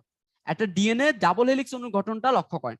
এখানে আমার প্রতিটা আমার সাইটোসিনের যে নাইট্রোজেন বেসটা আছে এটা হচ্ছে গুয়ানিন বেসের সাথে যুক্ত থাকবে, আর অ্যাডেনিনটা সবসময় আমার থাইমিন বেসের সাথে এসে যুক্ত থাকবে। আচ্ছা, এখান দেখেন এখন এই যে সেম যে নাইট্রোজেনের যে বেসগুলো আছে, যে নাইট্রোজেন যে বেস মানে কি? বেস জানেন, বেস মানে হচ্ছে ক্ষারক। নাইট্রোজেনের যে ক্ষারক গুলো আছে সেগুলো কথা বলা হচ্ছে। এখন আমরা যখনই আমরা আরএনএ তে চলে আসবো, মানে রাইবো নিউক্লিক অ্যাসিডে চলে আসবো, তখন দেখেন সাইটোসিনও আছে, গুয়ানিনও আছে, অ্যাডেনিন আছে, কিন্তু এখানে দেখেন এখানে থাইমিনের পরিবর্তে কি আছে লক্ষ্য করেন তো? ইউরাসিল আছে। এখানে থাইমিনের পরবর্তীতে কি আছে? ইউরাসিল থাকে। তার মানে আমাদের ডিএনএ আর আরএনএ যদি আমরা পার্থক্যের মধ্যে একটা নিতে যাই, তাহলে একটা পার্থক্য হচ্ছে কি, আমার ডিএনএ থাইমিন বেস থাকে, আর আরএনএ কি বেস থাকবে? আরএনএ তে আমার ইউরাসিল বেস থাকবে। কথা বুঝতে পারছেন? এটা হচ্ছে আমাদের ডিএনএ আর আরএনএ একটা বেসিক যে তফাৎটা আছে পার্থক্যের মধ্যে একটা, এর মধ্যে আমরা ফেলতে পারি। তো এখানে আসেন, এখানে হচ্ছে আবার আরএনএ এর ঘটনাটাকে দেখেন, এটা যেমন ছিল ডাবল হেলিক্স, এটা কি হেলিক্স, এটা হচ্ছে সিঙ্গেল হেলিক্স, এটা হচ্ছে একটা সিঙ্গেল হেলিক্স, একটা আমাদের ঘটনার কথা বলছি, কোষের ঘটনার কথা বলতেছি। তো এটা এখানে আমরা মোটামুটি জিএনএ আর আরএনএ ছবি আছে, আপনাদের এখানে আবিষ্কার সম্পর্কে আপনাদেরকে ধারণা দিলাম, আপনারা এগুলো আশা করি বুঝতে পারতেছেন। আর আমাদের আরএনএ কে যদি আমরা নিয়ে যদি ফার্দার কিছু কথা বলতে যাই, আরএনএ এর কিছু প্রকারভেদ আছে, আরএনএ কিছু প্রকারভেদ আছে। আরএনএ প্রকারভেদগুলো আমি আপনাদেরকে একটু নাম লিখে দিচ্ছি, একটা একটা করে জাস্ট লক্ষ্য করেন। প্রথমে আমাদের আরএনএ প্রকারভেদের মধ্যে একটা আছে টিআরএনএ। টিআরএনএ মানে কি বলেন তো? টিআরএনএ মানে হচ্ছে, টি দিয়ে বোঝাচ্ছে আপনার ট্রান্সফার, ট্রান্সফার আরএনএ। এদের কাজ হচ্ছে কি, এদের কাজ হচ্ছে আমাদের যে জেনেটিক কোডগুলো আছে এগুলোর হচ্ছে ট্রান্সফার করাটা, এদের কাজ হচ্ছে ট্রান্সফার করাটা। এরপরে আছে কি, একটা আছে আর আরএনএ, একটা হচ্ছে আর আরএনএ আছে। আর আরএনএ কি, আর আরএনএ হচ্ছে আমার রাইবোজোমাল আরএনএ, আর আরএনএ দিয়ে বোঝাচ্ছে আমার রাইবোজোমাল আরএনএ বোঝাচ্ছে। তাহলে আসুন তো আপনারা বলেন তো, 3 নাম্বার যদি আমি একটা বললাম এমআরএনএ, বলেন তো এই এমআরএনএ দিয়ে কি বোঝাচ্ছে? কারো কি আপনাদের ধারণা আছে এমআরএনএ দিয়ে কি বোঝাতে পারে? এমআরএনএ হচ্ছে মেসেঞ্জার আরএনএ। গুড, বুঝতে পারতেছেন, এমআরএনএ দিয়ে বোঝাচ্ছে মেসেঞ্জার আরএনএ। ওকে, আর আরেকটা আছে, সেটা হচ্ছে 4 নাম্বার দিয়ে আপনাদের আরেকটা বললাম, সেটা হচ্ছে জিআরএনএ।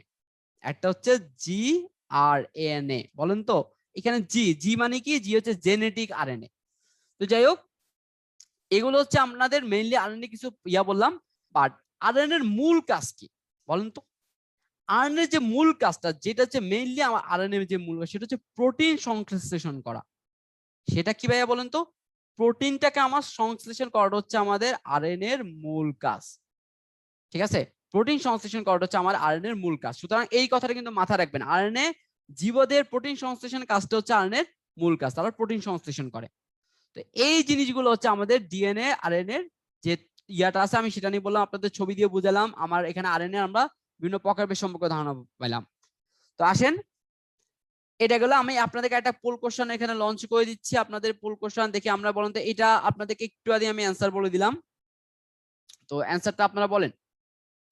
বলেন, বলছিলাম একজন আবিষ্কার করছে, একজন নামকরণ করছে, কে কোনটা করছে? দেখি বলেন, দেখি রাখতে চাই। আরো আপনারা অ্যান্সার করেন, যতজন আছে একটু অ্যান্সার করার ট্রাই করেন। 15 সেকেন্ড সময় দিলাম। ওকে, আমরা এখান থেকে শেষ করে দিচ্ছি। হ্যাঁ, আপনারা এটা আসলে খুবই আপনাদেরকে বলছিলাম যে আমাদের এটা অ্যান্সারটা কি, এটা অ্যান্সার হচ্ছে ওয়ালডেয়ার। উনি নামকরণ করছে। আমি আপনাদের বলছিলাম যে স্ট্রাসবুর্গের কি করছে, স্ট্রাসবুর্গ হচ্ছে আবিষ্কার করছে, উনি হচ্ছে আবিষ্কারক। ঠিক আছে, উনি হচ্ছে আবিষ্কারক। আর ইনি হচ্ছে ওয়ালডেয়ার কি করছে, উনি হচ্ছে নামকরণ করছিল। উনি কি করছিল? উনি নামকরণ করছিল। তো যাই হোক, এটা গেল আমাদের এখানে অ্যান্সার হচ্ছে ওয়ালডেয়ার, উনি নামকরণ করছিল ওয়ালডেয়ার। তো এখানে আসেন, এখানে আমরা ক্রোমোজোমের ব্যাপারগুলা বুঝলাম। এখন আপনাদেরকে দেখি যে বিগত বিসিএস গুলোতে কি টাইপের প্রশ্ন আসছে সাধারণত। আমরা বিগত বিসিএস এর প্রশ্নগুলো একটু অ্যানালাইসিস করি। তো আসেন, প্রথম কোশ্চেন এখানে বলা আছে, কোনটির জন্য পুষ্প রঙিন ও সুন্দর হয়? বলেন তো, আমি বলছিলাম বিভিন্ন প্লাস্টিকের কাজ বলছিলাম, বলেন তো লিউকোপ্লাস্ট, এটার জন্য কি আমার রঙিন ও সুন্দর হবে? লিউকোপ্লাস্ট কি ছিল? কালারলেস ছিল, এটা দিয়ে তো হবে না। ক্লোরোপ্লাস্টের জন্য কি হয়? ক্লোরোপ্লাস্টের জন্য হচ্ছে আমার, ক্লোরোপ্লাস্টের জন্য কি হয় বলুন তো? ক্লোরোপ্লাস্টের জন্য আমার সবুজ হয়, তার মানে কিসের জন্য হবে বলুন তো? ক্রোমোপ্লাস্টের জন্য হবে। এটার জন্য আমার পুষ্প কি হয়? রঙিন ও সুন্দর হয় বলছিলাম। ওকে, এবার আসেন 24তম বিসিএস আসা কোশ্চেন, মাইটোকন্ড্রিয়ার কত ভাগ প্রোটিন থাকে? আচ্ছা, কোশ্চেনটা এটা বলেন তো, এটা অ্যান্সার কত? মাইটোকন্ড্রিয়া কত ভাগ প্রোটিন থাকে? আশা করি আপনাদের একটু দিয়া কোশ্চেন। অ্যান্সারটা কত? অ্যান্সারটা হচ্ছে 73%।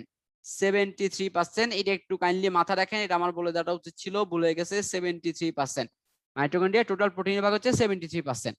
আচ্ছা, এই যে এটা আপনাদের পারা উচিত, নিচের কোনটি ডিএনএ নাইট্রোজেন বেস? বলেন, কোনটি ডিএনএ নাইট্রোজেন বেস? বলেন তো, আমি বলছিলাম ডিএনএ নাইট্রোজেন বেসে 4টা বলছিলাম, এই 4টার মধ্যে কোনটা মিলে যাচ্ছে? বলেন, কোনটা মিলে যাচ্ছে? ইউরাসিল মিলতেছে। ইউরাসিল কি ডিএনএ থাকে? না। ইউরাসিল কোথায় থাকে? ইউরাসিল থাকে আরএনএ তে থাকে। ইউরাসিল কোথায় থাকে? আরএনএ তে থাকে। তাহলে এখানে অ্যান্সারটা কোনটা হবে? এটা হচ্ছে গুয়ানিন হবে অ্যান্সার। এটা অ্যান্সার হবে গুয়ানিন। গুড, পাচ্ছেন। এবার আসেন, মানবদেহে কয়ত জোড়া মানবদেহের ক্রোমোজোমের সংখ্যা কত? বলেন, এটা অনেকবার বিসিএস আসা কোশ্চেন, অনেকবার বিসিএস আসা। এটা অ্যান্সার সবাই আমরা জানি, সেটা কত জোড়া? 23 জোড়া। 23 জোড়া। বলেন তো, এর মধ্যে 22 জোড়া হচ্ছে কি আর 1 জোড়া হচ্ছে আলাদা। বলেন তো 22 জোড়া কি? 22 জোড়া কি বলুন তো? 23 জোড়া। এর মধ্যে অটোসোম, আরেকটা কি, আরেকটা যেটা আছে, আরেকটা যেটা আছে ওটাকে কি বলা হচ্ছে? সেক্স ক্রোমোজোম বলা হচ্ছে, তাই না? তাহলে এটা এই 22 জোড়া আছে, এটাকে বলা হচ্ছে অটোসোম বলা হচ্ছে, আর অটোসোম বলা হচ্ছে, আর এটাকে বলা হচ্ছে সেক্স ক্রোমোসোম বলা হচ্ছে। গুড। এবার আসেন, জীবের বংশগতির বাহক কোনটি? কোনটি জীবের বংশগতির বাহক দিয়ে বলেন তো, বলেন। জীবের বংশগতির বাহক কোনটি? বংশগতির বাহক হচ্ছে ক্রোমোজোম। জীবের বংশগতির বাহক হচ্ছে ক্রোমোজোম। এই তো আপনারা তো বিগত বিসিএস এর প্রশ্ন পাচ্ছেন, বংশগতির বাহক হচ্ছে ক্রোমোজোম। ক্রোমোজোম ভাইয়া, এটা অ্যান্সার ক্রোমোজোম, জিন না। আচ্ছা ওকে, এবার আসেন, এটা গেল আমাদের মোটামুটি আজকের। আচ্ছা, এরপরে আমরা পরবর্তী স্লাইডে আসি। পরবর্তী স্লাইডে আমরা যেটা করবো সেটা হচ্ছে আমাদের এখন কোষ বিভাজনের মধ্যে চলে যাচ্ছে। আমরা চলে যাচ্ছি কৃষি কোষ বিভাজনে চলে যাচ্ছি। ওকে, এবার আসেন, কোষ বিভাজনটা কি, মানে কোষ বিভাজন কি, কেন বিভাজিত? আমাদের তো বংশগতি করা দরকার। যে কোনো জীবের জন্য কি আমাদের বংশগতি করাটা হচ্ছে তার বাধ্যতামূলক। সে যদি বংশগতি না করে তাহলে মানে কি আলটিমেটলি আমাদের জীবন, তার তো জীবন ওখানেই শেষ হয়ে যাবে। তো এই যে বংশগতির জন্য, এই বংশগতির জন্য আমাদের কি হচ্ছে, কোষকে বিভাজিত করতে হয়। তো এই যে কোষ যে বিভাজনটা, এটাকে নিয়ে আমরা এখানে আলোচনা করব। তো দেখেন, কোষ বিভাজন লক্ষ্যটা কেমন কি বলছে, কোষ বিভাজন একটি মৌলিক ও অত্যাবশ্যকীয় প্রক্রিয়া। কারণ কি, কারণ এটা যদি না করে তাহলে আমাদের সেই জীবেরটাও কি, আমাদের বংশগতিটা রক্ষা হবে না। তাহলে জীবের দৈহিক বৃদ্ধি ও বংশবৃদ্ধির জন্য আমাদের কোষ বিভাজনের অত্যাবশ্যক একটা প্রক্রিয়ার মধ্যে পড়ে যাচ্ছে। তো এখানে বলা হচ্ছে যে প্রক্রিয়া জীবকোষের বিভক্তির মাধ্যমে একটি থেকে দুইটি বা চারটি কোষের সৃষ্টি হয় তাকেই কোষ বিভাজন বলা হচ্ছে। আর কোষ বিভাজন মূলত কি, মূলত হচ্ছে বৃহত্তর কোষ চক্রের অংশ হিসেবে ঘটে। এটা কোষ বিভাজন হচ্ছে আমাদের বৃহত্তর কোষ চক্রের অংশ হিসেবে এটা ঘটে থাকে। আমাদের বিভাজনের ফলে দেখেন, বিভাজন কি, একটা কোষটাকে ভাগ করে আমরা কয়টা বানাবো, দুইটা বানাবো অথবা চারটা বানাবো। তাহলে আমাদের বিভাজনের ফলে যে নতুন যে কোষটা হবে, তার মানে লক্ষ্য করেন, মনে করেন আমার কাছে কোষ ছিল এটা, এটাকে আমি ভাগ করে কয়টা বানাইছি, এটাকে ভাগ করে আমি মনে করেন এটাকে বিভাজিত করে আমি দুইটা বানাইছি। তাহলে আমার এই যে নতুন যে কোষগুলো পাইছি, দেখেন নতুন যে কোষটা পাইছি এটাকে বলা হচ্ছে অপত্য কোষ বলা হচ্ছে। এটাকে বলা হচ্ছে কি, অপত্য কোষ। তার মানে আমার নতুন যে কোষগুলো আছে এগুলাকে আমি বলতেছি অপত্য কোষ বলতেছি, এটাকে আমি বলতেছি অপত্য কোষ। আর যে কোষটিকে বিভাজিত হয় তাকে বলা হচ্ছে মাতৃকোষ। মানে আমাকে যাকে আমি বিভাজিত করছি তাকে আমি বলতেছি মাতৃকোষ। আর যে বিভাজিত হয়ে যে নতুন যে কোষ আছে সেটাকে বলতেছি আমি অপত্য কোষ বলতেছি। তাহলে এখন দেখো, এখন প্রথম কোষ বিভাজনের যে ইয়াটা, সেটা ধারণা দিয়েছিল কে, ওয়াল্টার ফ্লেমিং ধারণা দিয়েছিল 1882 সালে। ঠিক আছে, প্রথমবারের মতো এখানে সালে ধারণা দিচ্ছে। এখন কথা হচ্ছে, এই কোষ বিভাজনের যে প্রক্রিয়াটা আছে এটাকে তিনটা ভাগে ভাগ করা হয়েছে। প্রথম ভাগটা কি, প্রথম ভাগটা হচ্ছে অ্যামাটোসিস কোষ বিভাজন, দ্বিতীয়টা হচ্ছে মাইটোসিস, আর 3 নাম্বারটা হচ্ছে মিওসিস। তো আমরা এই তিনটা নাম আমরা সবাই আশা করি শুনছি, এটা খুব প্রিলিমিনারি মানে প্রাইমারি লেভেলের বিজ্ঞান, জীববিজ্ঞানের মধ্যে আমাদের এটা নাম পড়া আছে। আমরা এই তিনটা নিয়ে এখন আমরা আলোচনা করব। তাহলে আমাদের কি কি আছে কোষ বিভাজনের মধ্যে, একটা হচ্ছে আমাদের অ্যামাইটোসিস, একটা হচ্ছে মাইটোসিস, আর একটা হচ্ছে মিওসিস। তাহলে এখন আসেন, এখন যদি আমরা প্রথমে অ্যামাইটোসিস নিয়ে কথা বলতে চাই, অ্যামাইটোসিস প্রক্রিয়া কি বলছে? অ্যামাইটোসিস বলছে যে কোষ বিভাজন প্রক্রিয়ায় একটি মাতৃকোষের নিউক্লিয়াস ও সাইটোপ্লাজম থেকে জটিল মাধ্যমিক পর্যায়ে ছাড়াই প্রাথমিক দুইটি অপত্য কোষের সৃষ্টি হয়। সোজা কথা কি, সোজা কথা হচ্ছে যে একটা মাতৃকোষ থেকে আমার এখানে কয়টা অপত্য কোষ সৃষ্টি হবে, একটি মাতৃকোষ থেকে আমার দুইটি অপত্য কোষের সৃষ্টি হবে। এখানে বলছে কি, কোনো জটিল মাধ্যমিক পর্যায় ছাড়াই। তার মানে দেখেন, এখানে কোনো জটিল কোনো পর্যায়ের মধ্যে যায়নি, খুবই সিম্পলের মধ্যে করছে। তার মানে আমি খুব সহজভাবে কোনো জটিল কোনো প্রক্রিয়ার মধ্যে গিয়ে না গিয়ে যদি আমি একটি মাতৃকোষ থেকে যদি আমি দুইটি অপত্য কোষ সৃষ্টি করতে পারি, তবে আমি সেটাকে কি বলবো, অ্যামাইটোসিস বা প্রত্যক্ষ কোষ বিভাজন বলা হয়। এটাকে বলা হচ্ছে কি, অ্যামাইটোসিস বা প্রত্যক্ষ কোষ বিভাজন বলা হচ্ছে। তাহলে দেখেন তো এখানে কি হয়েছে, একটু লক্ষ্য করি। এই যে আমাদের কোষ বিভাজন প্রক্রিয়া কি হয়েছে, দেখেন এখানে চারটা ধাপে দেখাইছে। প্রথমে আমার এটা ছিল মাতৃকোষ, এই মাতৃকোষের নিউক্লিয়াসটি কি হচ্ছে, সংকুচিত হয়ে মাঝখানে এরকম একটা কি কুঞ্চন পড়ে গেছে না। এই যে কুঞ্চনটা, এটা আসলে কি আমরা বুঝতে পারতেছি, আমরা কি ক্রোমোসোমের কুঞ্চন দেখছিলাম না, ওই ক্রোমোসোমের কুঞ্চনের মতো এটা পড়ে গেছে। কোথা বুঝতে পারছি, এটা হচ্ছে মুখ্য কুঞ্চন। এটা কার কারণে হচ্ছে, সেন্ট্রোমিয়ারের কারণে হচ্ছে। এখানে একটা কুঞ্চন হবে, সেই কুঞ্চন বা খাঁজ সৃষ্টি হবে, সেই খাঁজের মধ্যে আমাদের নিউক্লিয়াসটা দুইটা ভাগে ভাগ হয়ে যাবে। ভাগ হয়ে দেখি এই যে দুইটা অপত্য কোষের সৃষ্টি করবে। লক্ষ্য করেন, আর এই যে অ্যামাইটোসিস যে প্রত্যক্ষ যে কোষ বিভাজনটা, এটা হচ্ছে কাদের মধ্যে বেশিরভাগ দেখা যায়, এটা দেখেন, এটা কাদের মধ্যে দেখা যায়, এটা হচ্ছে প্রোক্যারিওটিক জীবে দেখা যায়। এখন বলেন তো প্রোক্যারিওটিক, বলেন তো প্রোক্যারিওটিক কি ছিল, পড়ছিলাম দেখি তো কারা, আপনাদের দেখি মনে আছে এখানে ক্লাসের একটু আগেও পড়ছিলাম, এই যে নামাজের ব্রেকের আগে পড়তেছিলাম। বলেন তো প্রোক্যারিওটিকটা কি, এটা আমরা পড়ছিলাম। বলেন তো এটা একটা কিংডম নাকি, এটা কি কিংডম নাকি সুপার কিংডম? বলেন তো প্রোক্যারিওটিক কি, এটা কি কিংডম না সুপার কিংডম? এটা হচ্ছে সুপার কিংডম। গুড, হ্যাঁ এটা একটা সুপার কিংডম। আর এর আন্ডারে কয়টা কিংডম আছে? একটাই কিংডম আছে, সেটার নাম হচ্ছে কি? সেটার নাম হচ্ছে মনেরা। সেটার নাম হচ্ছে মনেরা। এইটা আপনাদের মনে আছে, মোটামুটি চ্যাট বক্সে অনেকেই আপনারা রেসপন্স করছেন। তো এই যে প্রোক্যারিওটিক জীবে এই টাইপের বিভাজনগুলো দেখা যায়। এখন দেখেন তো, এই যে বিভাজনে কোনো বিশেষ ধাপ ছাড়াই কোষ বিভাজিত দুইটি অপত্য কোষ গঠন করে। এটা কাদের মধ্যে? যেমন বলছিলাম তো, এই যে দেখেন নীলব ও সবুজ শৈবাল। বলুন তো, এটা একটা নাম ছিল, এটা একটা নাম ছিল, পড়ছিলাম, সে নামটা কি দেখি বই কারো মনে আছে কিনা, চোখে পড়ছিল কিনা, বা আপনাদের লক্ষ্য পাওয়ারটা কতটা আমি দেখি। এই তো অনেকে আপনারা খুব ভালোভাবে লক্ষ্য করছেন, খুব ভালোভাবে লক্ষ্য করছেন। সেটার নাম হচ্ছে নস্টক। নস্টক। এরপর দেখি আছে ব্যাকটেরিয়া আছে, ইকোলি, যেটা বললাম ইকোলি। প্রভৃতি জীবে এই টাইপের বিভাজনটা দেখা যায়। তার মানে কি হচ্ছে, আমরা মেনলি কি দেখতেছি বলেন তো? মেনলি ব্যাকটেরিয়া টাইপের যে জীবগুলো আছে বা প্রোক্যারিওটিক যারা আছে, তাদের মধ্যে আমাদের অ্যামাটোসিস বিক্রিয়াটা হচ্ছে বেশি দেখা যায়। ঠিক আছে, আচ্ছা এবার আসি, এবার লক্ষ্য করেন, এবার হচ্ছে আমরা কথা বলতেছি মাইটোসিস নিয়ে। এবার আমরা লক্ষ্য করতেছি কি নিয়ে? মাইটোসিস নিয়ে। তাহলে দেখেন মাইটোসিস কোষ বিভাজন কি। এখানে যে কথাটা, মাইটোসিসটা কি? যে বিভাজনে প্রকৃত কোষের নিউক্লিয়াস ও ক্রোমোজোম উভয়ই একবার করে বিভক্ত হয়। যে কোষে প্রকৃত কোষের নিউক্লিয়াস ও ক্রোমোজোম উভয়ই একবার করে বিভক্ত হয়, বিভক্ত সম আকৃতি, সম গুণসম্পন্ন, সম মান সংখ্যক ক্রোমোজোম বিশিষ্ট দুইটি অপত্য কোষের সৃষ্টি করে, তাকে মাইটোসিস বলে। তার মানে বলতেছে দেখেন, আমার এই যে মাইটোসিস, এই মাইটোসিসটাও কিন্তু থেকেও কিন্তু আমার দুইটাই অপত্য কোষ সৃষ্টি হয়েছে। অপত্য কোষ কিন্তু দুইটাই, ঠিক আছে। কিন্তু এই দুইটা অপত্য কোষের ব্যাপার যেটা, এটা হচ্ছে কি আমাদের এখানে যেটা, এখানে হচ্ছে নিউক্লিয়াস আর ক্রোমোজোম উভয়ই একবার করে বিভক্ত হয়। এখানে আমার নিউক্লিয়াসে একটা বিভক্ত হবে, ক্রোমোজোমে একবার বিভক্ত হবে। বিভক্ত হয়ে তারা কি করবে? দেখেন এই যে গুণগুলোর দিকে লক্ষ্য করেন, সম আকৃতি, সম গুণ সম্পন্ন, সমমান সংখ্যক দুইটি ক্রোমোজোম বিশিষ্ট দুইটি অপত্য কোষের সৃষ্টি করবে।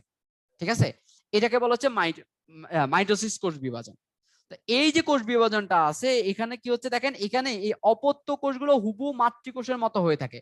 তার মানে আপনার অপত্য কোষে যে গুণগান মানে গুণগুলা থাকবে, আমার মাতৃকোষের মধ্যে সেম গুণগুলোই ছিল, এটা ধরে নেওয়া। এই জন্য দেখেন, তার মানে কি দুইটা সমান সমান হয়ে গেল না? আমার অপত্য কোষিকাষ্টি কি হয়ে গেল? মাতৃকোষ হয়ে গেল। এই জন্য এগুলাকে বলা হচ্ছে সমীকরণিক বিভাজন বলা হচ্ছে। এটাকে সমীকরণিক বিভাজন বলা হচ্ছে। তাহলে এখন আসে, এখন কথা হচ্ছে এই টাইপের বিভাজন গুলো কোথায় হয় বেশি? এগুলো হচ্ছে মেইনলি প্রাণীর দেহকোষে হয়। দেহকোষে মাইটোসিস কোষ বিভাজন গুলো হয়ে থাকে সাধারণত। এছাড়াও এগুলো কোথায় দেখা যায় বলেন তো? এগুলো মূলত প্রাণীর দেহকোষ ছাড়া কই দেখা যায়? উদ্ভিদের যে অংশগুলো আমার বাড়তেছে মানে কি, বিভিন্ন শাখা প্রশাখা যে অংশগুলো আছে, এগুলো ক্রমশ কি মানে বর্ধিত হচ্ছে, সেই অংশগুলোর মধ্যে সাধারণত আমার মাইটোসিস কোষ বিভাজনটা হয়। ঠিক আছে, এখানে দেখেন, এখানে আরো কিছু কথা বলা আছে, যেমন হচ্ছে মাইটোসিস কোষ বিভাজন দুই অংশে বিভক্ত। একটা হচ্ছে কি ক্যারিওকাইনোসিস বা নিউক্লিয়াসের বিভাজন, ও সাইটোকাইনোসিস বা সাইটোপ্লাজমের বিভাজন। তার মানে কি, আমরা তো এখানে বুঝতে পারতেছি আমার এখানে মাইটোসিস দুইটা অংশ, একটা হচ্ছে আপনার নিউক্লিয়াসের মানে নিউক্লিয়াসের বিভাজন অংশটা, আর একটা হচ্ছে সাইটোপ্লাজমের বিভাজন অংশটা, সেটাকে বলা হচ্ছে। আচ্ছা, আর এখানে আমরা কি জানলাম? আমরা তো জানলাম এখানে মাতৃকোষের ক্রোমোজোম আর অপত্য কোষের ক্রোমোজোম। আর আরেকটা কথা হচ্ছে যে এই যে নিউক্লিয়াসের যে বিভাজন যে অংশটা আছে, সেই অংশটা হচ্ছে 5টা ধাপে হয়। দেখেন মাইটোসিস কোষ বিভাজনের 5টা ধাপ আছে, সেটা কি? প্রোফেজ, প্রোমেটাফেজ, মেটাফেজ, অ্যানাফেজ ও টেলোফেজ।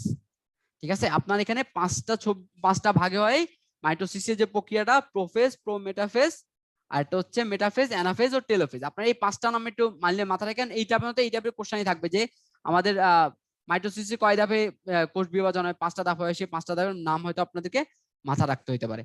ঠিক আছে, তো এই জিনিসগুলা আপনারা একটু মাইন্ডে রাখবেন। আপনারা তাহলে দেখেন আমরা কোথায় দেখতে পাচ্ছি, আমরা একটু ভালো করে লক্ষ্য, এই যে দেখেন বর্ধিষ্ণু অঞ্চল বলছে না, এগুলো আসলে কোনটা জানেন? এগুলো আসলে বোঝাচ্ছে যে আমার উদ্দেশ্যে ভাজক কোষগুলাকে বোঝাচ্ছে, ভাজক কোষগুলা। ঠিক আছে, এটা হচ্ছে ভাজক কোষগুলা আসলে মেইনলি আপনার বোঝাচ্ছে। আচ্ছা,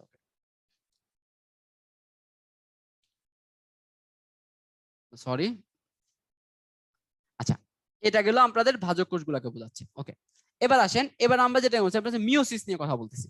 তাহলে মাইটোসিসে আমরা কি পেলাম? মাইটোসিসে হচ্ছে একটা থেকে দুইটা অপত্য কোষ পাইছি, আর দুইটাতে সমগুণ সম্পন্ন ছিল। আর মিওসিস জিনিসটা কি লক্ষ্য করেন, এখানে বলছে যে যে বিভাজনের নিউক্লিয়াস পরপর দুইবার ও ক্রোমোজোম একবার। তাহলে এখানে কি গুলো আমরা মাইটোসিসে দেখছিলাম নিউক্লিয়াসে একবার হচ্ছিল কিন্তু ক্রোমোজোমে একবার হচ্ছিল, কিন্তু মিওসিসে যেটা হচ্ছে মিয়োসিসে আমার নিউক্লিয়াসের বিভাজন হয় 2 বার, কিন্তু ক্রোমোজোমের বিভাজন হয় 1 বার।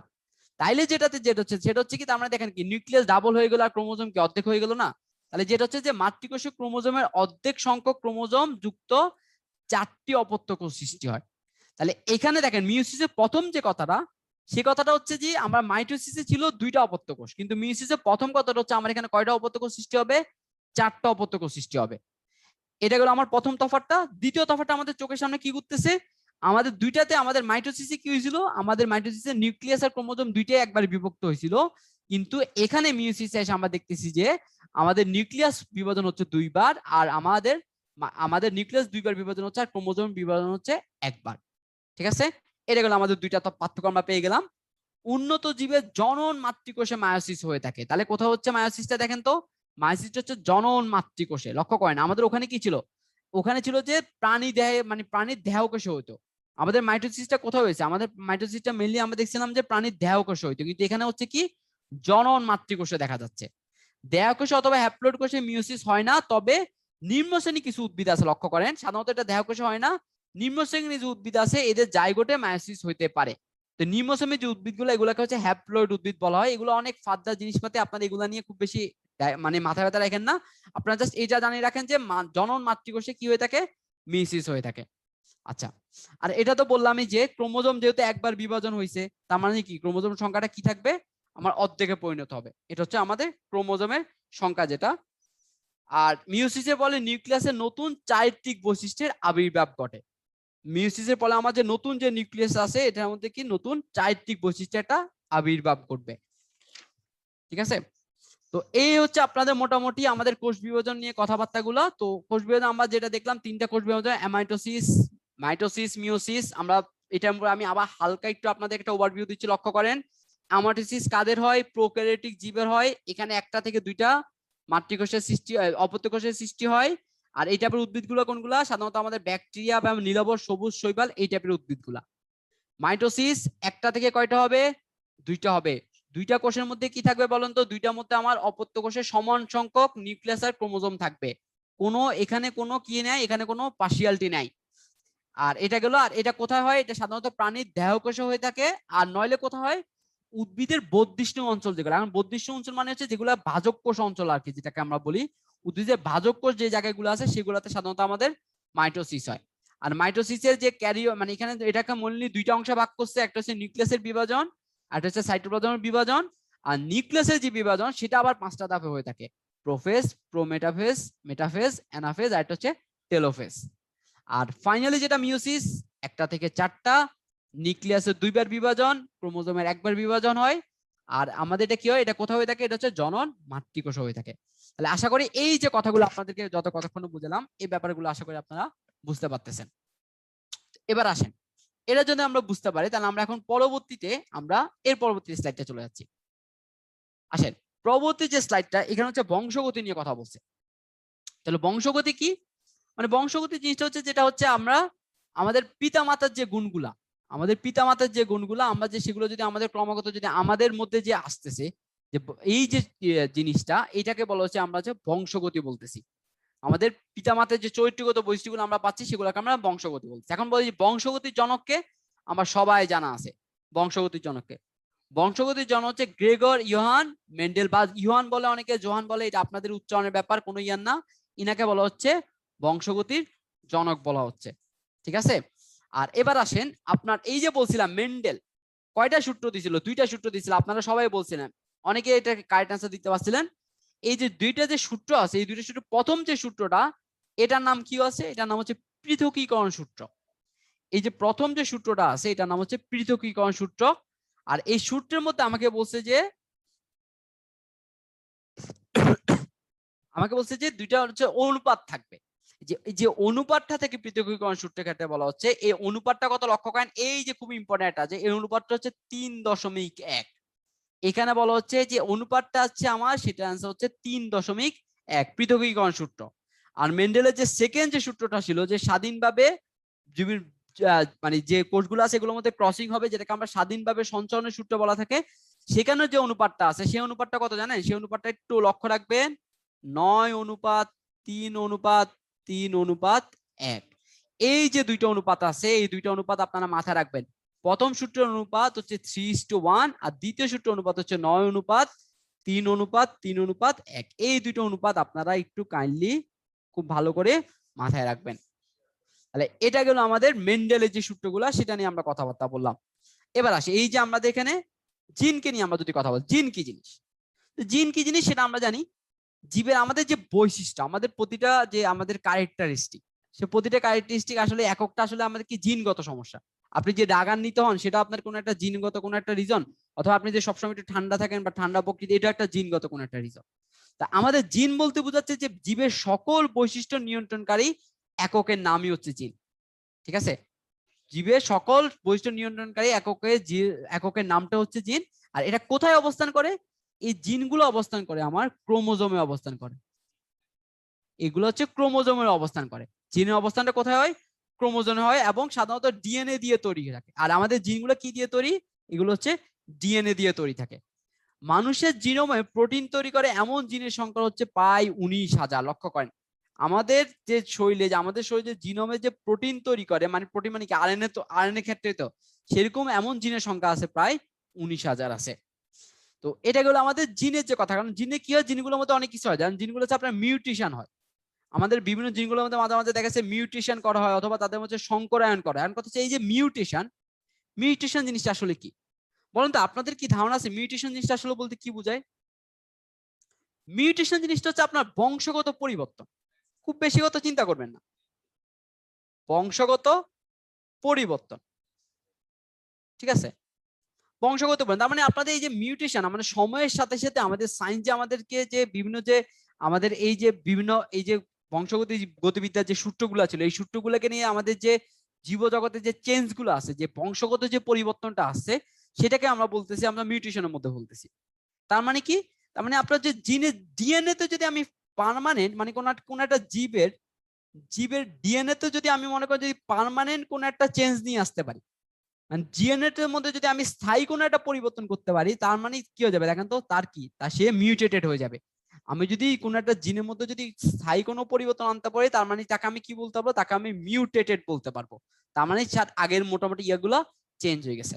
আপনারা ইনফ্যাক্ট যদি শুনেন তাহলে আপনারা অবাক হবেন। যেমন আপনাকে খুব সিম্পল একটা যে আমরা যে তরমুজ খাই না, যে রোজার সবাই খুব কমন একটা যে তরমুজ শরবত খাই আমরা অনেকেই ইফতারের সময়, আপনারা কি জানেন এই যে তরমুজ যে ব্যাপারটা, তরমুজ যখন তরমুজের আবিষ্কার হয়েছে, আপনি যখন সৃষ্টি খুব আদিকালের দিকে চলে যাবেন, তখন তরমুজ আকৃতিতে খুব ছোট আকৃতির ছিল। আপনাদের জাস্ট ইন্টারেস্টিং একটা ইনফরমেশন আমি বলে রাখতেছি, তরমুজের আকৃতিটা খুব ছোট ছিল। এরপরে যেটা হয়েছে যে তার তখন তো সায়েন্স এত মনে করেন সায়েন্সটা এত ইয়ে হয় নাই, এতটা ডেভেলপড হয় নাই। যেটা হচ্ছে সময়ের সাথে সাথে মানুষ এই তরমুজটাকে বিভিন্ন মানে সার দিয়ে অথবা জৈব সার দিয়ে বা বিভিন্ন সময়ে রোপণ করে দেখছে যে না, বিভিন্ন কিছু তারা যখন ম্যানিপুলেট করে দেখছে যে তারা তরমুজের সাইজটার মধ্যে কিছু পরিবর্তন আসতেছে, তরমুজের সাইজের মধ্যে পরিবর্তন আসতেছে। তার মানে এই যে মানে পরিবর্তনগুলা, এইটা কি স্থায়ী একটা পরিবর্তন হয়ে গেছে না? তার মানে কি আপনি চাইলে কি এখন কি আবার সেই ছোট সাইজের তরমুজে কি যাইতে পারবেন? পারবেন না। তাহলে এই যে স্থায়ী পরিবর্তনটা, এটা হচ্ছে মিউটেশনের মধ্যে চলে যাচ্ছে। এমনকি আরেকটা কথাও আপনাদেরকে জাস্ট বলে রাখলাম, যেটা খুবই ইন্টারেস্টিং হচ্ছে যে এই যে আমরা যে কলা যে খাই, আপনি কি জানেন যখন কলা প্রথম যখন মানে কলার ইয়াটা আসে আমাদের ইয়াতে, তখন কিন্তু কলার প্রচুর পরিমাণে কিন্তু এই যে দানা থাকতো।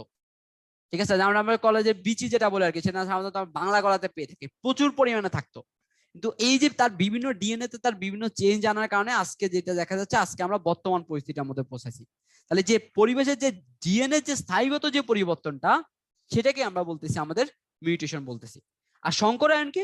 সংকরায়ন কিছুই না, সংকরায়ন হচ্ছে দুইটা প্রজাতির মধ্যে যদি আপনি ক্রস ঘটান, মানে দুইটা ভিন্ন প্রজাতির মধ্যে যদি আপনি ক্রস ঘটান, বিভিন্ন প্রজাতির মধ্যে যদি আপনি ক্রস ঘটান, তাহলে তাদের প্রজাতির ক্রসের ফলে নতুন যে প্রজাতিটা আসতেছে, সেটাই আমি বলতেছি সংকরায়ন বলতেছি।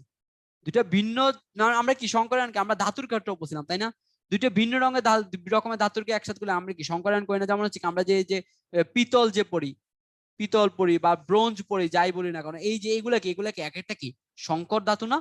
এগুলো কি হচ্ছে তোমার মানে কি এখানে দেখা গেছে আমার কি এখানে আয়রনের সাথে আমাদের দেখা গেছে আরো অন্য কিছু যোগ করা লাগছে, জিঙ্কের সাথে কপার যোগ করা লাগতেছে, এরকম কিছু করা লাগতেছে। তাহলে এগুলো হচ্ছে এক ধরনের কি সংকরণের ফল। একই রকমে এখানে যদি দুইটা ভিন্ন প্রজাতির মধ্যে যদি আমি ক্রস ঘটাই, তাহলে নতুন যে প্রজাতি আসবে সেটাকে আমি বলতেছি একটা সংকরায়ন প্রজাতি বলতেছি। আপনাকে ব্যাপারগুলো আশা করি বুঝতে পারতেছেন। এখানে কি কারো কোনো বুঝতে সমস্যা আছে?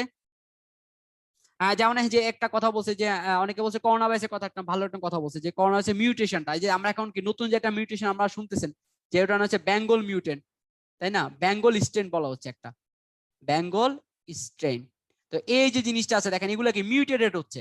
আপনার দেখা গেছে মনে করেন সাউথ আফ্রিকার একজন লোক আসলো, সে হচ্ছে মনে করেন সে হয়তো ভারতে আসলো, ভারতে কলকাতা আসলো, তাহলে কলকাতার ওখানকার মানুষের মধ্যে যে করোনা ভাইরাসের যে জিনোম সিকোয়েন্সটা, এটা হচ্ছে কি সাউথ আফ্রিকা যেটা আছে সেটার সাথে ইয়ে হয় কি, তার মানে কি ক্রস হয়ে গেল, ক্রস হয়ে কি হলো, তারা একটা নতুন টাইপের একটা স্ট্রেন তৈরি করলো। এই জন্যই জিনিসটা যত সমস্যা বাড়তেছে দেখেন, এই যে নতুন যে স্ট্রেনটা আছে সেটা যে আমাদের ভ্যাকসিন যে সেটার বিরুদ্ধে কাজ করবে সেটার তো কোনো গ্যারান্টি আমাদের কাছে নেই, তাই না? এই জন্য আর কি আলটিমেটলি আপনাদের ভয়টা বেশি, কারণ হচ্ছে আমাদের ভ্যাকসিন যেটা আছে এটা যে সকল স্ট্রেনের বিরুদ্ধে যে সমানভাবে কার্যকর জিনিসগুলো এমন না। তো এইগুলো আর কি আপনাকে বলতে পারেন এগুলো হচ্ছে মিউটেশন অথবা সংক্রমণের মধ্যে আমি আপনাদেরকে এক্সাম্পলের মধ্যে দুই একটা দিয়ে বোঝানোর চেষ্টা করলাম আর কি। তো এটাই ছিল আপনার মোটামুটি আজকের জিনিসগুলো আর কি। তো আমার জানা মতে আপনাদের এখানেই আজকের ক্লাসটা আজকে শেষ, আপনাদের টপিকটা। তো আপনাদের যেটা বলতে চাচ্ছিলাম সেটা হচ্ছে যে আসলে আজকের ক্লাসটা একটু মুখস্থ জিনিসপাতি বেশি ছিল। জীববিজ্ঞান আপনারা সবাই জানেন, জীববিজ্ঞানের মধ্যে এগুলাই দেখা যায়। তো আপনারা জানি না কেমন হয়েছে, আমি চেষ্টা করছি যতটা পারানো যায়, মুখস্থ জিনিসপাতি স্লাইডে বেশিরভাগ ছিল, তো আপনারা দিলাম, আশা করি আপনারা ভালো লাগছে আশা করি। তো একটু শেষ করে দিলাম, সময়ের আগে আগে শেষ হয়েছে মোটামুটি।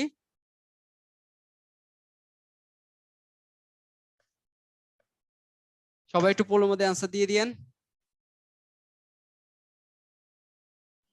ধন্যবাদ ভাইকে অনেক সুন্দর করে আজকের ক্লাসটা শেষ করার জন্য।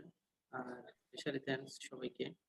আমরা আজকে আর দীর্ঘায়িত না করে ক্লাসটা এখানেই শেষ করব। আমাদের সঙ্গে অন্য একজন ভাইয়া ছিলেন, সাবির ভাই কি কিছু বলতে চান নাকি আমরা শেষ করে দিব? সাবির ভাই শুনতে পাচ্ছেন? হ্যাঁ ভাইয়া, আমাকে শোনা যাচ্ছে? জি জি শোনা যাচ্ছে ভাই। ভাইয়া আমি এখনো পথে বাসায় যেতে পারি নাই। শিক্ষার্থী ভাইয়া পুরা এক্সট্রিমলি সরি, আজকে ক্লাসটা আমার নেওয়ার কথা ছিল, বাট অফিস থেকে আসলে একটু লেট হয়ে গেছে, আমি এখনো বাইরে আছি। তো শান্তকে ধন্যবাদ, ক্লাসটা অনেক ভালো হয়েছে। আর আজকের ক্লাসটা এমনিতেই একটু মুখস্থ ছিল, এই জন্য আসলে বোঝানোর জিনিসটা কম ছিল। তো এই আর কি, ইনশাল্লাহ নেক্সট ক্লাসে দেখা হবে। সবাই ভালো থাকবেন, পড়াশোনা করেন, আল্লাহ হাফেজ। সোহেল ভাই শেষ করে দেন। থ্যাংক ইউ ভাইয়া, সবাই আপনাকে প্রচন্ড মিস করছে ভাইয়া। হ্যাঁ আমি ছিলাম কি হয়েছে আমি দেখেছি। ইনশাল্লাহ নেক্সট দিন দেখা হবে, কথা হবে ইনশাল্লাহ। সবাইকে ধন্যবাদ, আল্লাহ হাফেজ, আজকে এই পর্যন্ত, আসসালামু আলাইকুম।